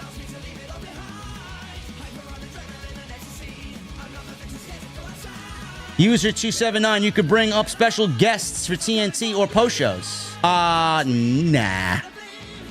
Nah, TNT is me and Jason.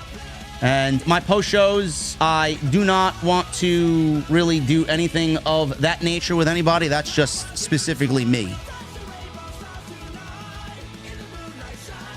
Lewis says, I'm fine the way that I am. I appreciate that, Lewis.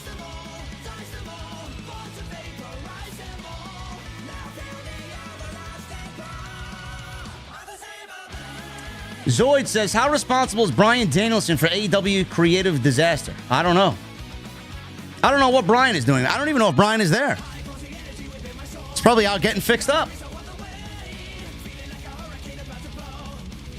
Snowman Khan with a 279. It's not Beast Mortos. It's Beast Comatose. Listen, man, he's apparently he's popular. I don't know what to tell you.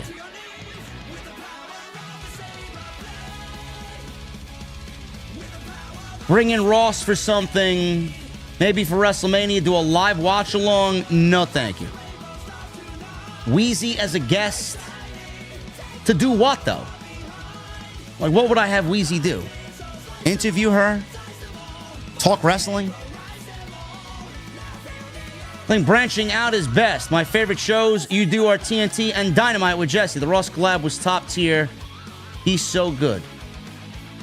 Yeah, we're definitely going to work with Ross again in some capacity. For sure.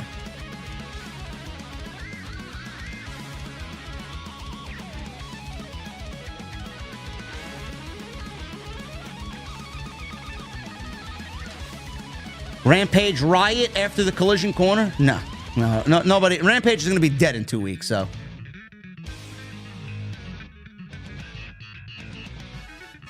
I would like to see more one-off shows like Hologram, JD.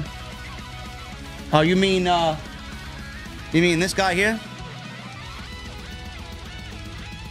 Apparently, whoever he was, man, left his mask. He couldn't wait to get the fuck out of here. Frag dude, weird question. Would you ever consider going on Busted Open Radio on... Bro, that's the dream right there. Maybe I should hit up Dave LaGreca in the new year and say, hey, bro, listen, I know I ruffle a couple of feathers, but I know we could do some damage, you know? We could do some business.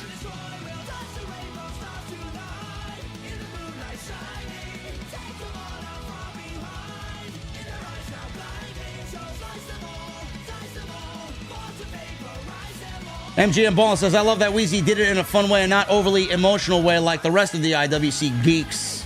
She knows. She's not stupid. She knows.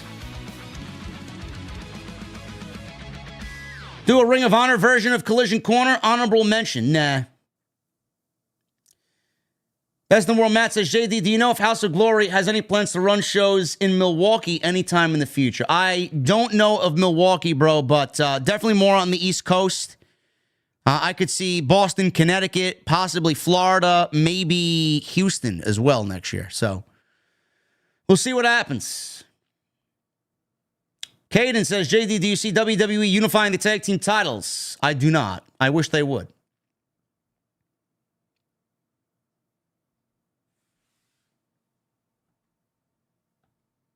OTS Tribal Queen says, JD, can I ask you a question? No, you may not, Tribal Queen. Jason Barker says, more JD Graham. Do we really want more JD Graham?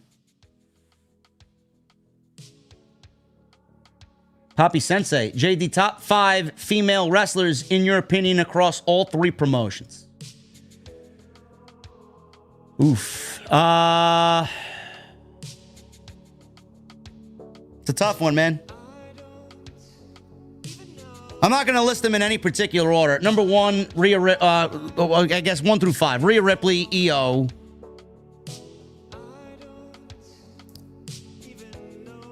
On AEW television, it'll probably go Tony.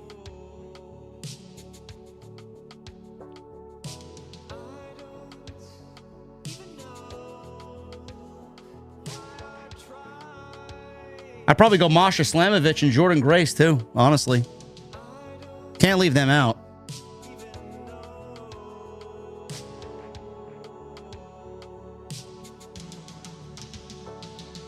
JD, would you consider doing more fun segments like Collision Corner, etc.? I'm open up to anything as long as it's entertaining, JB, as long as it looks good and it sounds good.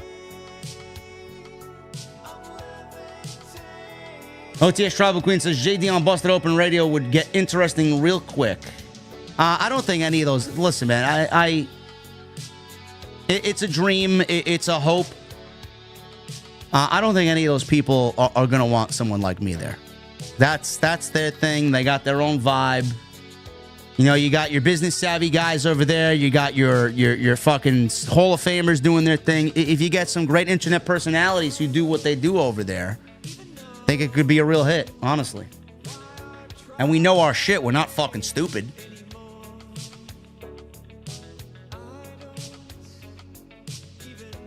User says, JD, do you still play games? I used to watch The Life After Prestige. That shit was hilarious. Yeah, I play Destiny too.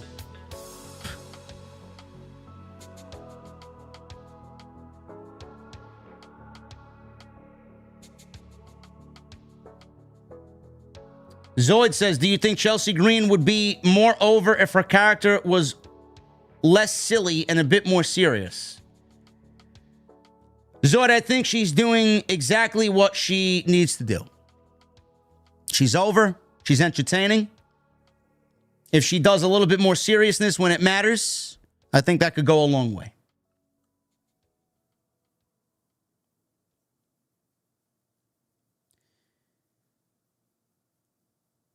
Who else do we got here? JD, a Beast Mortos episode. Yeah, if they sell a Beast Mortos mask, I would absolutely buy it and do the same goal for you guys. I absolutely would do that.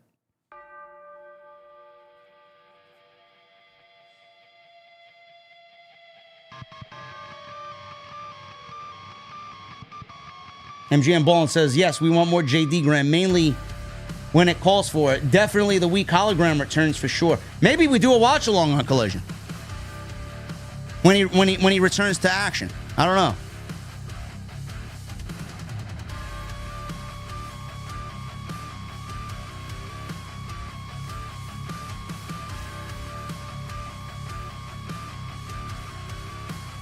HLG30 with a $6 super chat. Hey, JD, I just turned 30 today, but instead of happy, I'm more sad because I haven't done much in life. Never had a boyfriend or friends. Any advice?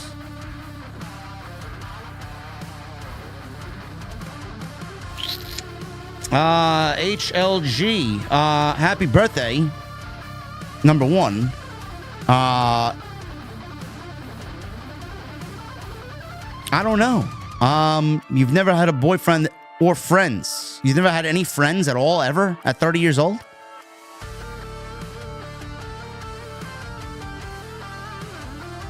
You can meet anybody anywhere. Go to the supermarket and meet somebody. Go to the gym and meet somebody. Go and mingle online and find someone that you connect with. Go to church. Connect with somebody there. Go do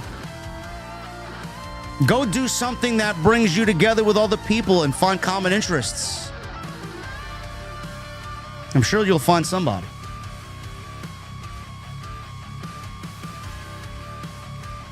I'm not the most outgoing individual anyway, either. So I know what it is to have a very little circle of friends. Could probably count on one hand how many people that I still talk to from years ago, years and years ago. The older you get, the less friends you have. Everybody's off doing their own things. They're living their adult life and doing adult things. I will not be doing a Raw watch along. I am watching the show, taking my notes, and covering the show to the best of my ability. I do not do watch alongs. I think watch alongs are the lowest hanging fruit of content in the community. It takes zero effort. It takes more effort into buying a legit microphone and a camera than it does sitting here and watching something that everybody else is watching. PD Shaw with 46 months. Didn't get to watch live. We'll watch tomorrow. OTS for live. PD Shaw, this was a very informative episode, bro. Lewis says, rest in peace, Ricky Henderson. Yes, indeed. Ricky Henderson passed away at the age of 65 today. Best in the world, Matt, with a $2 super chat. Thanks, JD, for the extra chat here. Love you all. Absolutely. Appreciate you guys very much, man. Thank you. DL Bain with a $4.99. Bring back the and this. Do some more shows with BC Amplified. Nah.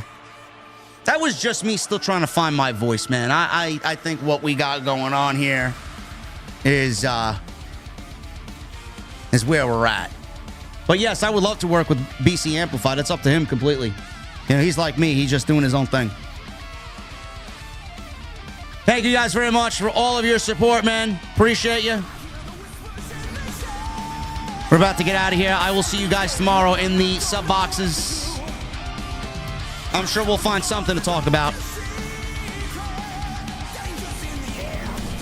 It's fucking 19 degrees in New York City, man. What the fuck is going on, man? I woke up to 3 inches of snow on the Mustang today.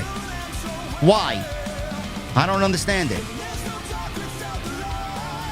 Found myself sweeping some fucking snow off the Mustang. Why? I don't get it. Anyway, guys, follow me on social media at JD from NY206. We hit 750 likes tonight. You guys are great. Thank you for the goals reached. We did the chat goal. We got the likes goal. You guys killed it tonight. We were near 2,000 people live. Love it. Trying to end December on the highest of highs, man. We've had a great month so far. Follow me on social media at JD from NY206. Twitter, Instagram, TikTok, and Cameo. Hit that subscribe button down below. Turn on the bell for notifications. Go check out all the other content on the channel. There is plenty of it. And next time you see me will be probably tomorrow with something. If not, I will be back live after Monday Night Raw right here with the Raw Post Show on the only show that matters in the IWC, where we give you nothing but truth and give it to you in the most entertaining way possible. And I'm right here on Off the Script. Until then, guys, have a great weekend, and I'll see you right back here on Monday night after Raw.